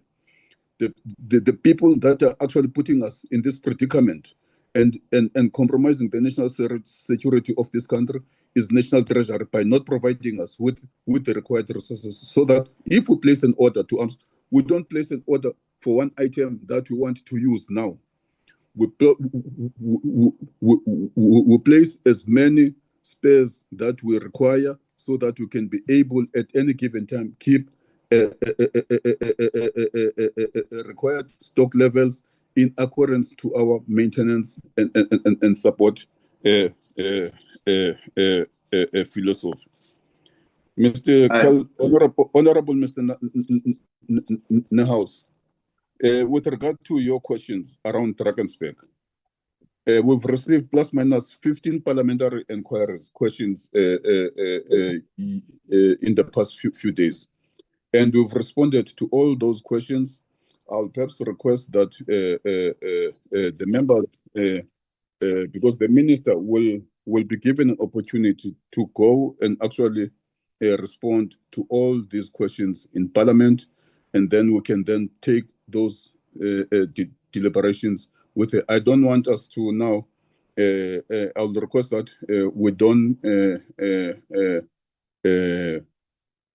short circuit this problem, these challenges. The minister will respond fully on all the questions pertaining to Drakensberg, to the submarines, and so forth and so forth. Armscor is actually responded on the one of the refit. As the SA Navy, we give the tasking to Armscor to execute the refit for us. So that is the process that they followed. I don't know whether it will be a South Korean or an Indian company that they've shortlisted. Will take what Armscor provides to us, so that we can be able to get our submarines refitted.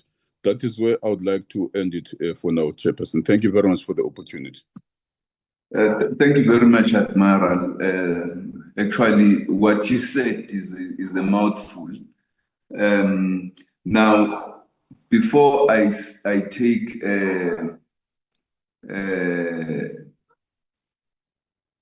Libelo, let me take the two members of the committee whose hands are up. Honorable Niehaus and Honorable Godsell, Honorable Gerike, and then I will come back then to Armscor and the department as we wrap this particular discussion up. It's necessary that we take heed of what the Admiral has raised, because the fundamental issue is that we are not going to fund or to run the Navy operations through the procurement and repair of spare parts, but we need a more sustainable funding strategy. And this is the issue the committee has been raising over several months now. But let me take the three honorable members whose hands are up, and then we get the responses to what were follow-up questions, wrap this discussion up, and move to the next item. Honorable Niehaus. Thank you, Honourable Chair, and I want to thank Admiral Lubese for the straightforward and frank manner in which he talked to us today. I take a number of things from his input. I think the most significant is when he said to us, you can't run operational requirements through procurement. But obviously, operational requirements must come first, and then decisions around procurement must be based on operational requirements. And that is why the input that we were supposed to have received from defense material was so critical, so that we can understand also the issues around requirement with regards to procurement. I fully agree with Admiral Lubese that we need to take on the National Treasury in terms of the defunding of the South African National Defence Force in general, and specifically also the challenges that he is faced with in the South African Navy.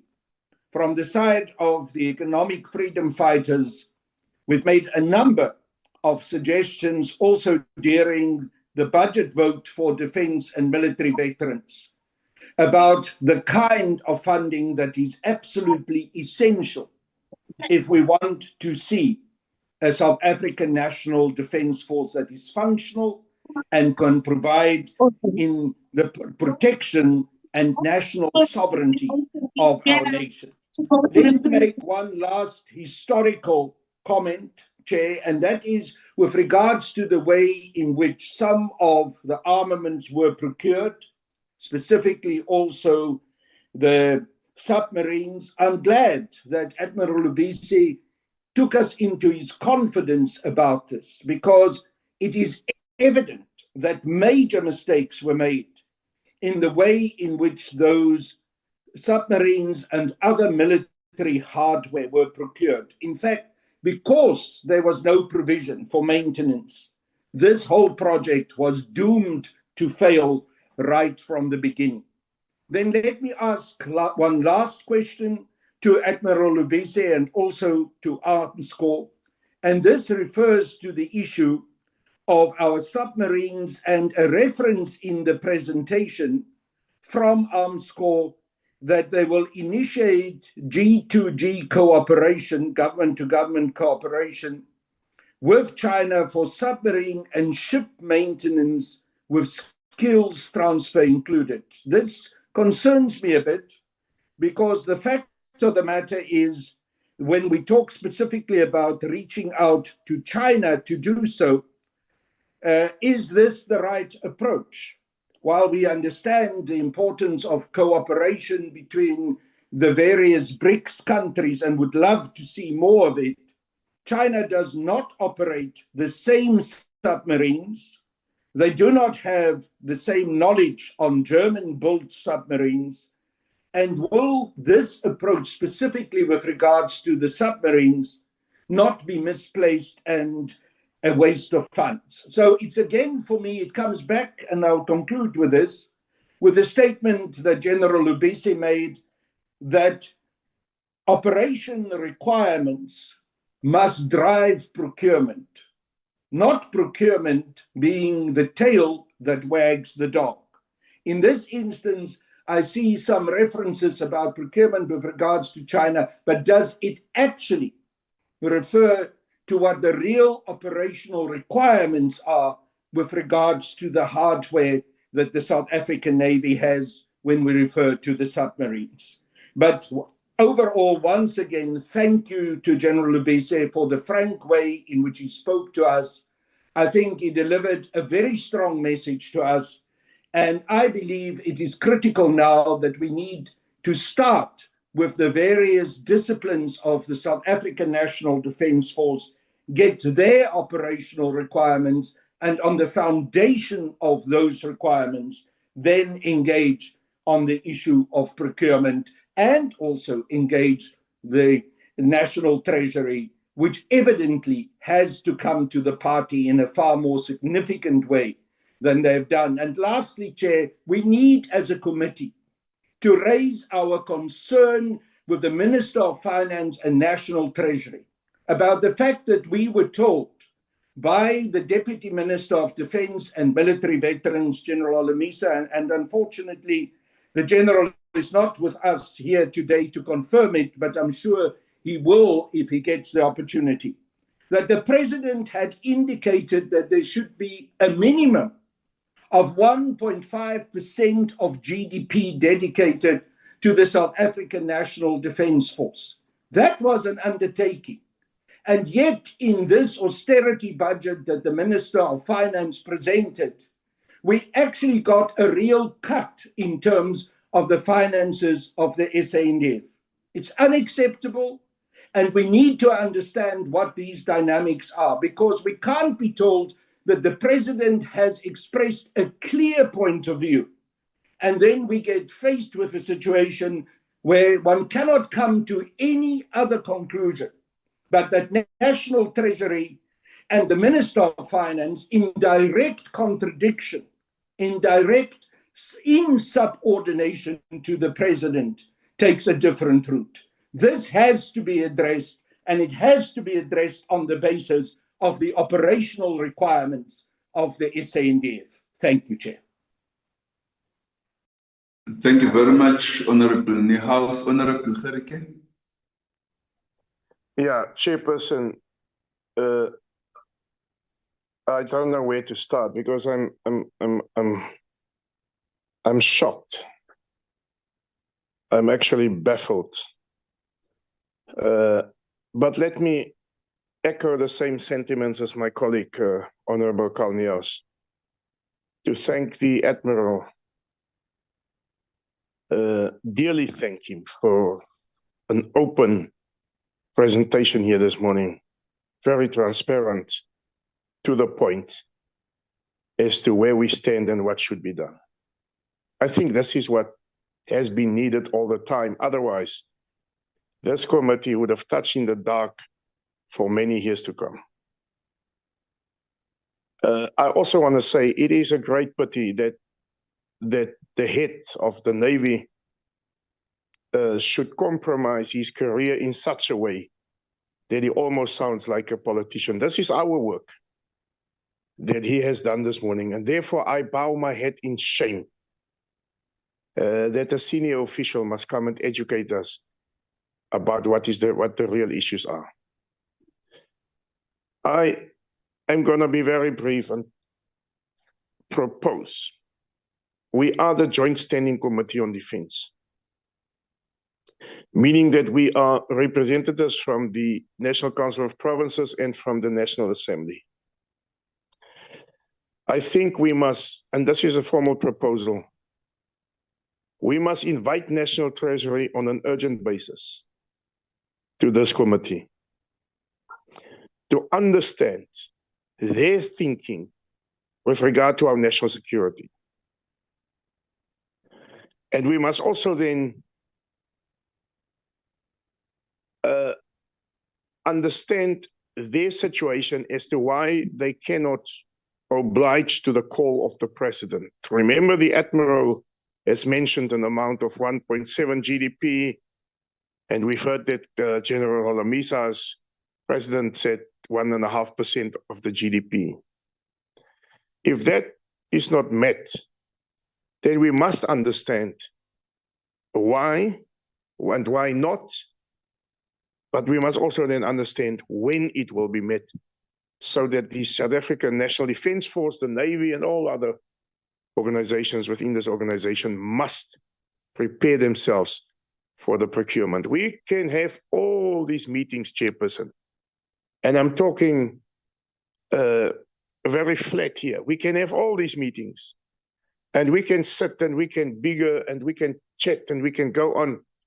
And unless we have the money to do the things, the procurement, and unless we upgrade our system in the South African National Army, Defence Force, it will all be in vain unless we meet with National Treasury.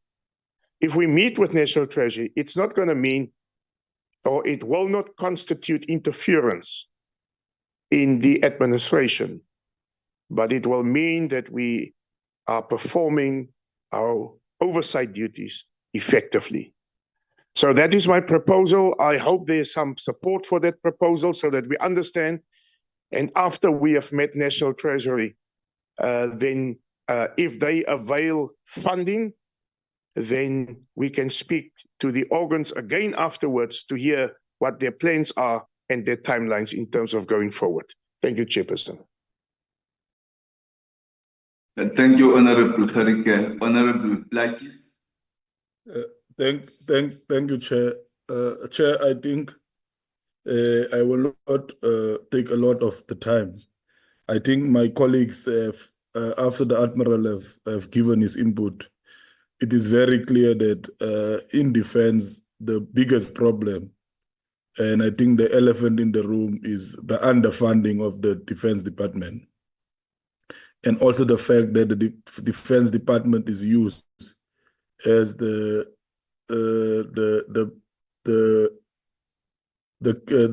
petty cash of government when there's any emergency in the country. I think we can relate to the feast must fall. We can relate to the unrest in KwaZulu-Natal, talking about the DRC missions. All of those monies, Chair, that was used by the Defence Force haven't been reimbursed to them. And I think it is important that we meet with Treasury and even begin to engage on all the outstanding monies that were taken from the Defence Force as a petty cash. When is that returned to them? But I think it's important that we meet with Treasury and, as politicians, raise the issue of the underfunding of the Department of the Defence Force with Treasury.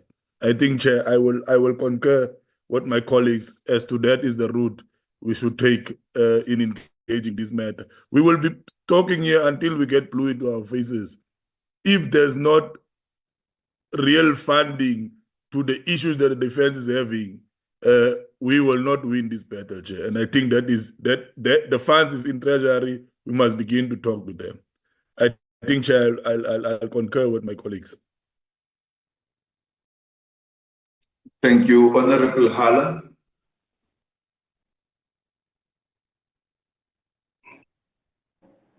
Thank you, Honorable Chair. Good morning. Good morning, Honorable members. Chair, I'm not against what has been proposed by the other colleagues in meeting Treasury.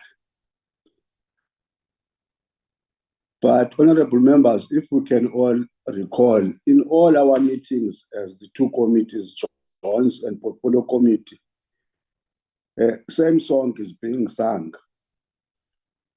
That Treasury does not take the department seriously. I would suggest, Chair and honorable members, that we escalate this to the Office of the President, where all of us as committees, minister, and the chiefs of the armed services will be present to table this. Because, Chair, if something to the extreme happens, people of this country will blame us. Let us look at the example that was made by the Admiral on Libya. That's my submission. Thank you, Chair. Honorable Gotzel. Thank you, Chair.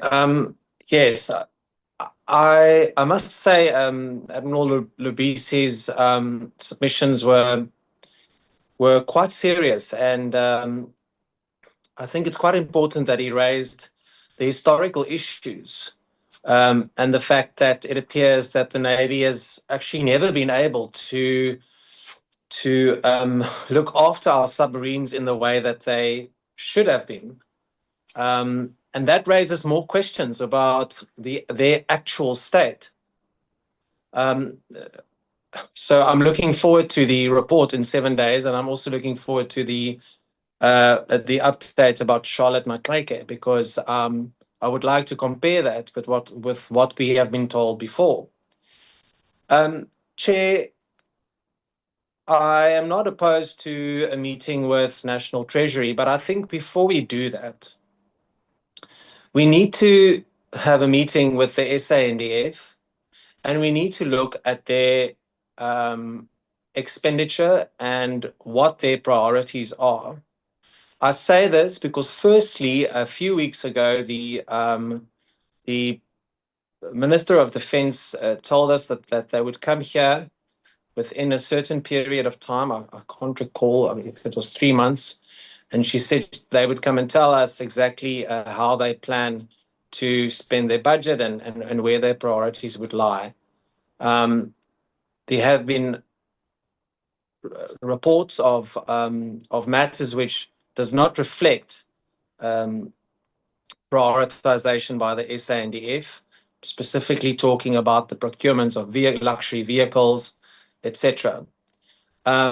And on top of that, Chairperson, and I'm sorry that I have to raise this here now, I have written to the co-chairpersons of this committee a week ago, more than a week ago, to say that I have been informed that extra money was allocated to this department. Now, I've asked that the SANDF chiefs and the minister be called to come and explain how that money was allocated, particularly surrounding the allowances for troops, which have been an ongoing issue. I have been ignored. My letters have not been answered. And I think before we get National Treasury in here, we have to look and see what monies have been allocated to the SANDF, where are the priorities, because this back and forth between Armscor and the SANDF have been going for a very long time.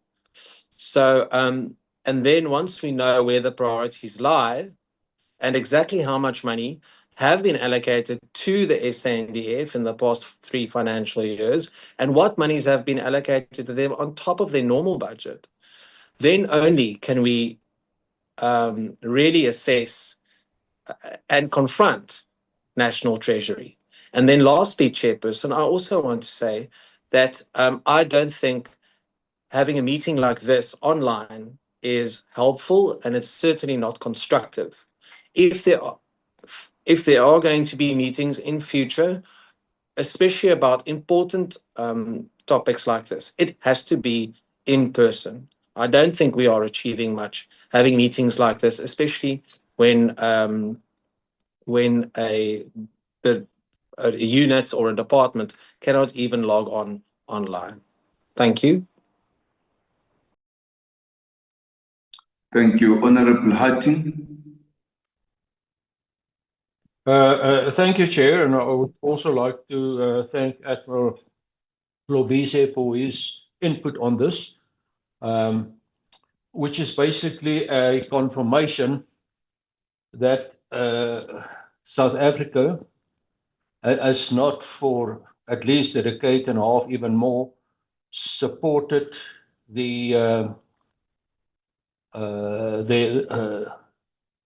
our ability to have submarines and frigates.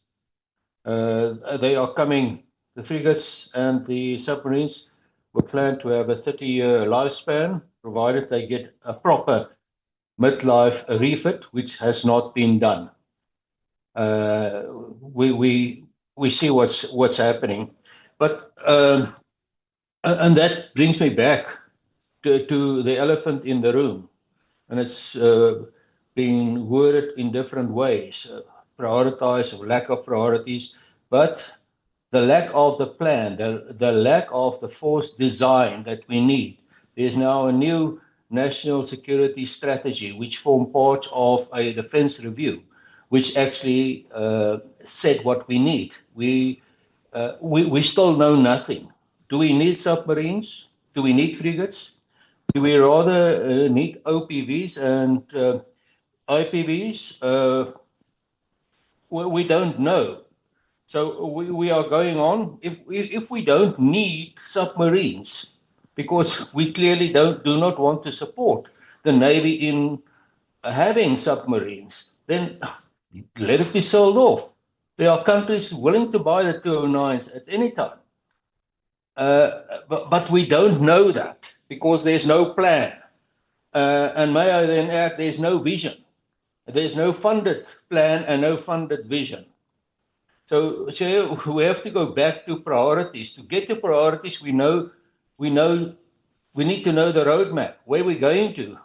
We know now what has been identified as South Africa's strategic threats. It's been tabled, redacted, but it has been tabled. But Chair, I don't think it will be worthwhile perhaps just to get an explanation how the system works, to get Treasury into this committee. What Treasury presents is basically a cabinet decision. Cabinet decided that, and over many years, that the SANDF is not a high priority and should actually be staffed. It's a cabinet decision. It's not Treasury. Treasury is not the superpower that can decide that. It's Treasury. It's the cabinet, and therefore, I would support Honourable Hala to get the Commander-in-Chief here into our committee to get to the bottom of the 1.5, sometimes 1.7. I don't know what it's true, and if it was really said by him. It doesn't appear in any documentation that we have access to. So let me get an understanding. And if the current funding model, in terms of the percentage of the GNP, is the future of South Africa, then there must be a realistic downsizing of our expectation of our force. And then we, like the minister said herself, then the SANF should really start cutting their coat to the size of the cloth. The size of the cloth is about 50% of the expectations of the SANF. If we don't have a plan and we don't have the commitment of the Commander-in-Chief, then we can continue having these meetings. I don't even think, I support Honourable Gotzel, but we will be wasting our time going to in-person meetings if we have to say the same things over and over and over again. And we know what has been said for at least the past decades, and we're still exactly where we are. I thank you, Chair. Thank you. Honorable Ferrique again. Chairperson, thank you. I'm sure it's my last bite, but there is a proposal on the table. The proposal has been seconded. We must understand that it's incumbent upon this committee, whether there's a cabinet decision that has been made or not, it's incumbent upon this committee to accentuate the importance of the crisis in which we are. And when we have people around the table, we may sway their minds and sway their vision for that matter, and say this is the direction that the country must go, and therefore these are the amounts that is needed. whether it's in a medium term or on a long term, we must understand the heart of Treasury also in this regard. So I remain with my proposal that we call a multidisciplinary meeting. Let's take the politics out of this. It's all about the safety and the security of our country and of our people. We don't need to go and make political statements about this. We must roll up our sleeves, get to work, and call that meeting urgently. Thank you very much, sir. Honorable members, I think we must remind ourselves of our own decisions, because we had agreed earlier that we are going to have a meeting in the third term to discuss the journey to greatness. In the response by Honorable Deputy Minister Wolomisa to Honorable Nehaus, with regard to the same issue we are discussing, on the status update of the 2015 review, the military capstone documents and journey to greatness implementation, he indicates that the issue of the journey to greatness is work in progress, that the South African National Security Council has directed the National Security Secretariat to develop a report on reviewing of the defense review and the considerations for investing in a sustainable modern defense force. That there are 2 meetings which have already taken place, which have expressed positive support for the 1.5% of GDP defense funding target. And that the minister will be engaging the speaker and the chairs of parliamentary committees on the modalities for engagement with regard to these issues. I think we need to organize ourselves such that when such a meeting takes place, it's productive. Because calling the Treasury on its own, the Treasury, as Honorable Hatting correctly says, isn't going to say, "Oh, honorable members, we hear you are therefore going to increase the budget." They are going to say there are processes which we are following, the budget process, and therefore we will act according to that process. Because I don't think anybody is going to say they disagree with the 1.5% GDP target for defense spending. So, so that we don't have many meetings that are going to be unproductive, I think it's necessary that we stick to the program we had agreed. So we had agreed to rather be clear as to the objectives we want for that meeting, so that we ensure that that meeting, when it takes place, it delivers the desired results. Because it seems to me that work is already underway on the issue of the defense funding target, which will then resolve the issues which the Admiral eloquently and very boldly raised with us, and ensure that we register progress in regard to these matters. I am not saying we should not have the meeting. Calling the president, I think, is going to be it's going to be an extraordinary step on our part. I'm not saying that we shouldn't try to do it.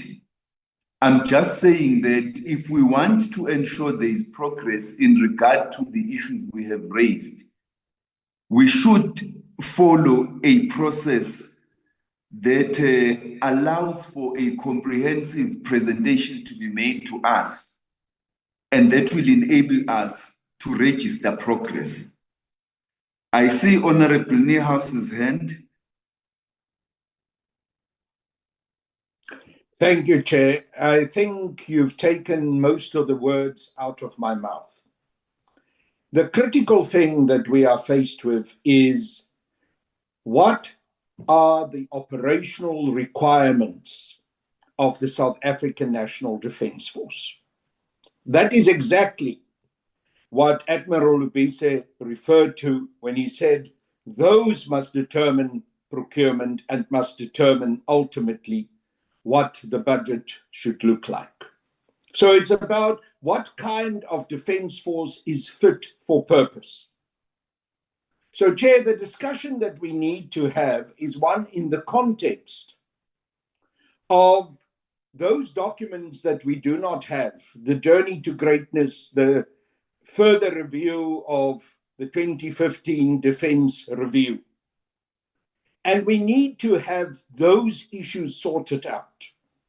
So yes, we can discuss with Treasury, and I'm not against it, what monies could be available in the interim, and how can we support the SANDF so that it doesn't totally fall apart. But ultimately, the proposal that you are making is that we should follow this program. And we must come to a point where we actually have a clear understanding amongst ourselves, what SANDF do we need? And once we have that understanding, then we need to have a further, more detailed and far more substantial engagement with the National Treasury. And in fact, I would add to that, at that point, then also an urgent engagement with the President as the Commander-in-Chief of the South African National Defence Force. So we as a committee have to take the responsibility to drive the strategical process forward so that we can reach the point where we actually do have a strategic plan on what the requirements of the SANDF is. And out of that, then we flow our in-depth discussion with National Treasury and potentially also with the President if it is so required on those issues. But Chair, for me, the critical thing right now is let's push that process. Let's get those documents. Let's make sure that we engage on almost a weekly basis with the ministry, also with the presidency, because the Road to Greatness document, as far as I understood from the comments by the Minister for Defence and Military Veterans, is stuck somewhere in the security intrigues of the presidency. Let's push to get those documents out and start that proper process. In the meantime, I'm not against the proposal of the Honourable Gericke that we meet with National Treasury, and I don't think your own input just now is against that either.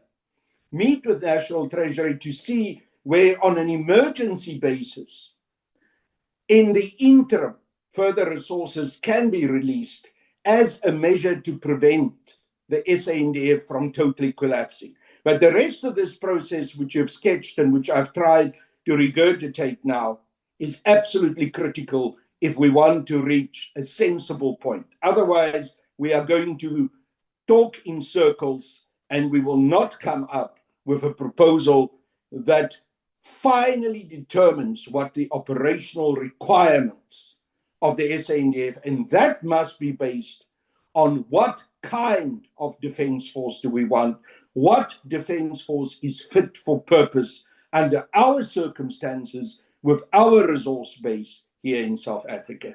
So that's my proposal, Chair. We can have an interim meeting with the National Treasury, but in the meantime, the real task in our hands is to make sure that we get the strategic plan on what the South African Defence Force should be. Thank you, Chair.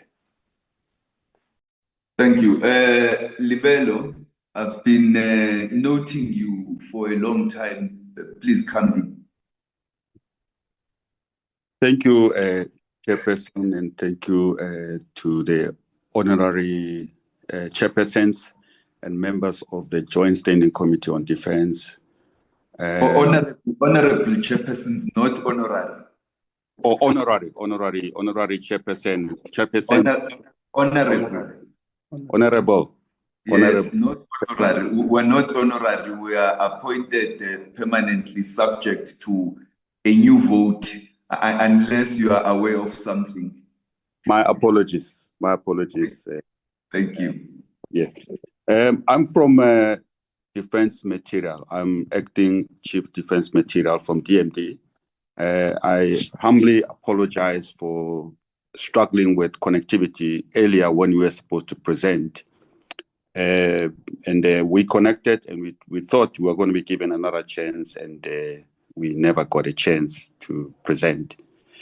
I don't know if it's still possible or we can give a further detailed presentation and a submission, because we've given a submission on that.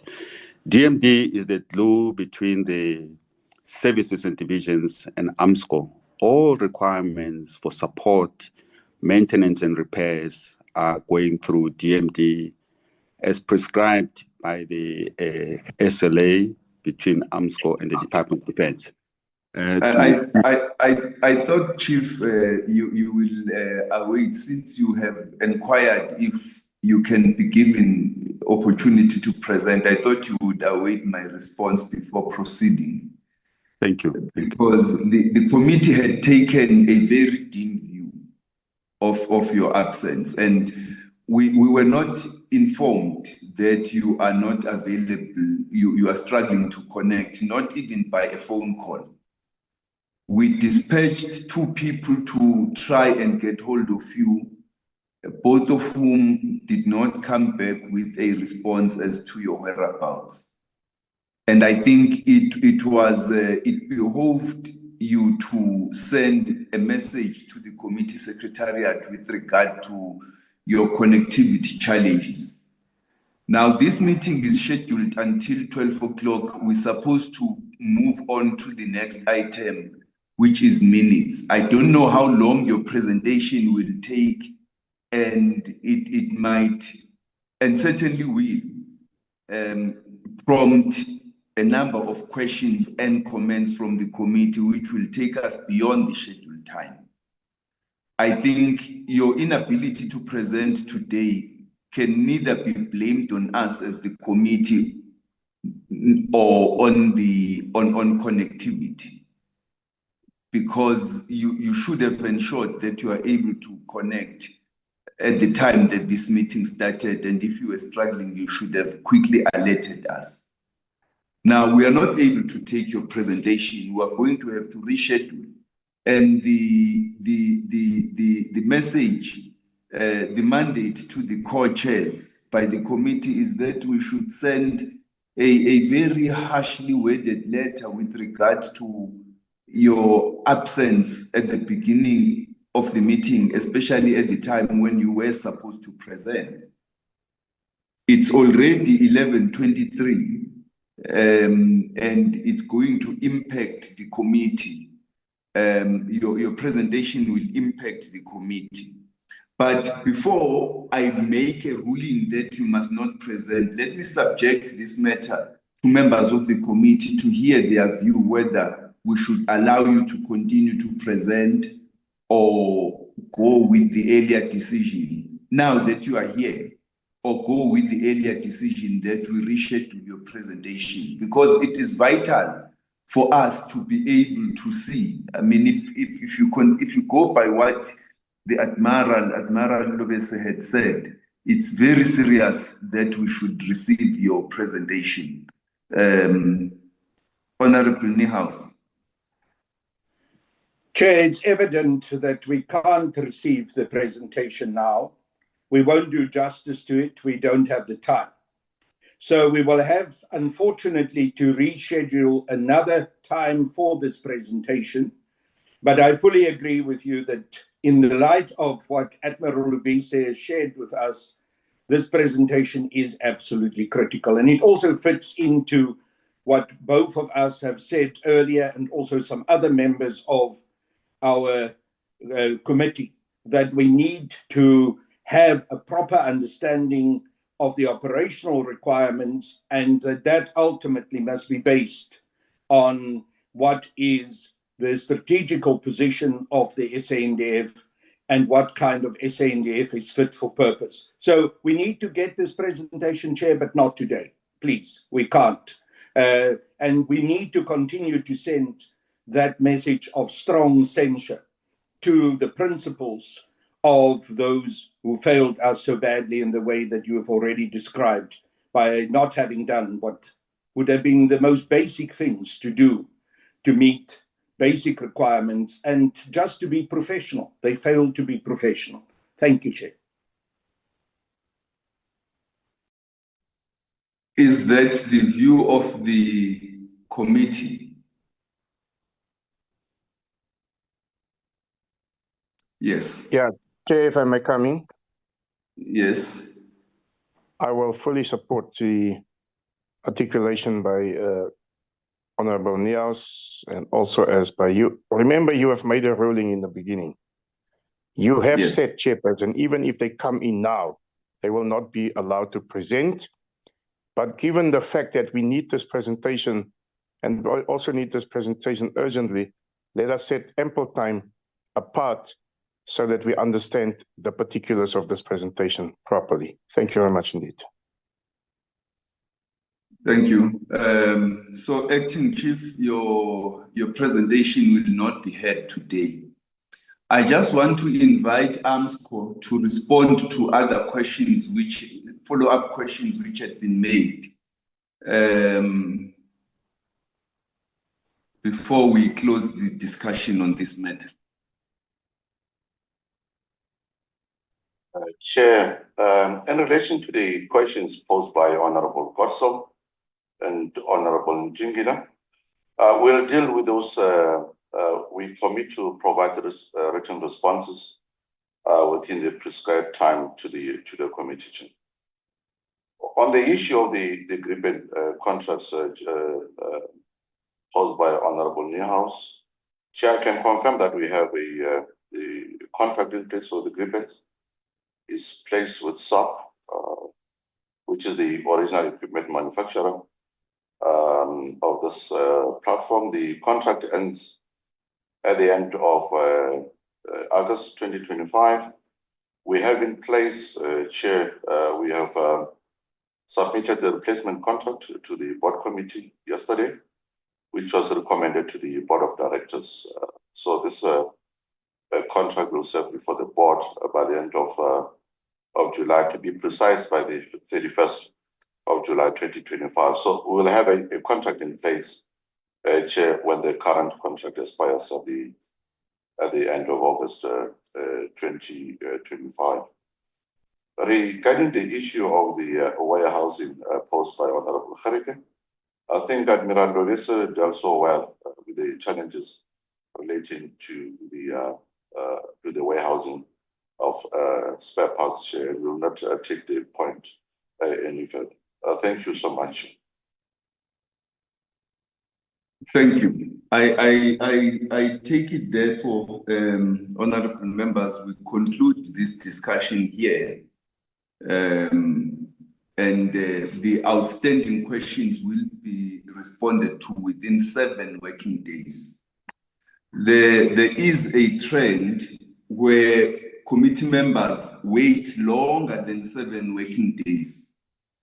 And we are met with silence when we inquire about progress on the outstanding responses.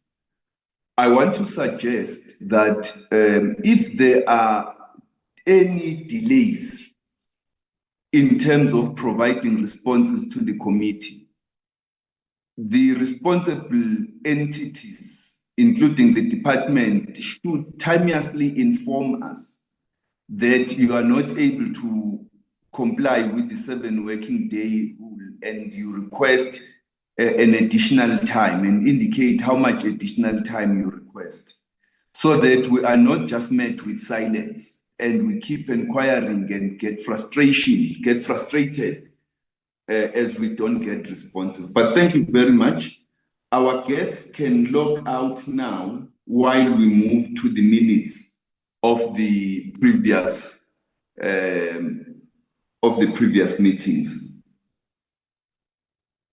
Thank you, Chair, and goodbye. Thank you.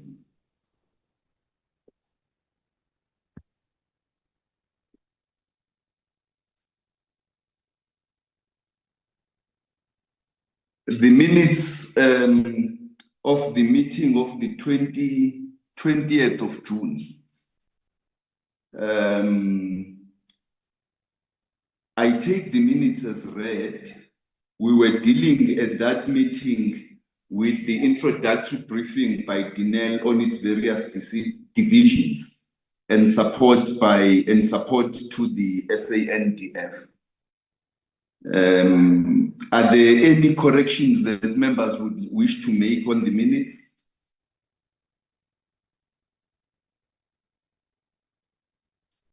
I take it there are no corrections. Are there any issues members would wish to raise? Honorable Niehaus? No, Chair, I'm not raising issues. I wanted to propose adoption of the minutes. As far as I'm concerned, they're in order. Thanks, Chair. Thank you. There is a mover for the adoption of the minutes. Do we have a seconder? Seconded, Chair. Seconded, I don't know by who. Is my name. I beg your pardon?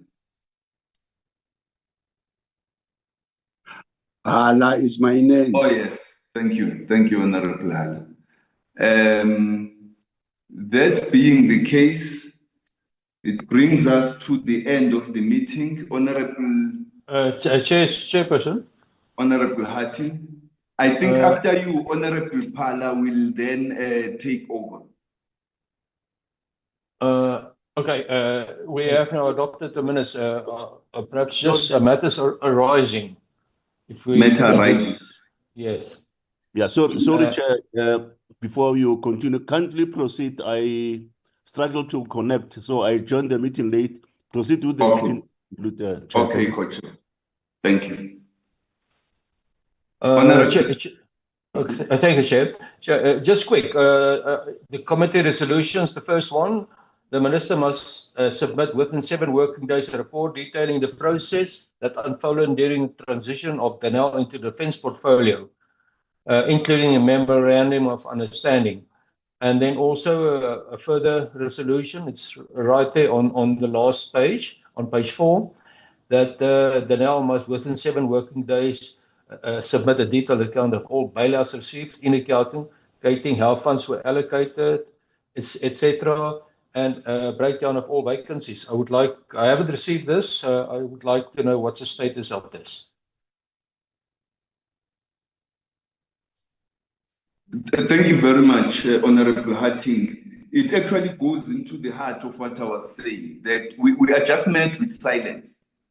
There's no response, nothing. We follow up and we don't get responses. So we are going to take this issue up with the Minister so that the DINEL provides us with responses to these issues. And as again, if they are not able to comply with the 7 working days, maybe because of information required, which they are still combining, they should indicate in writing that they are not able within 7 working days, they request an extension so that we understand that indeed we have to allow them more time. But we are going to raise this, we're going to write a letter to the Minister, one, with regard to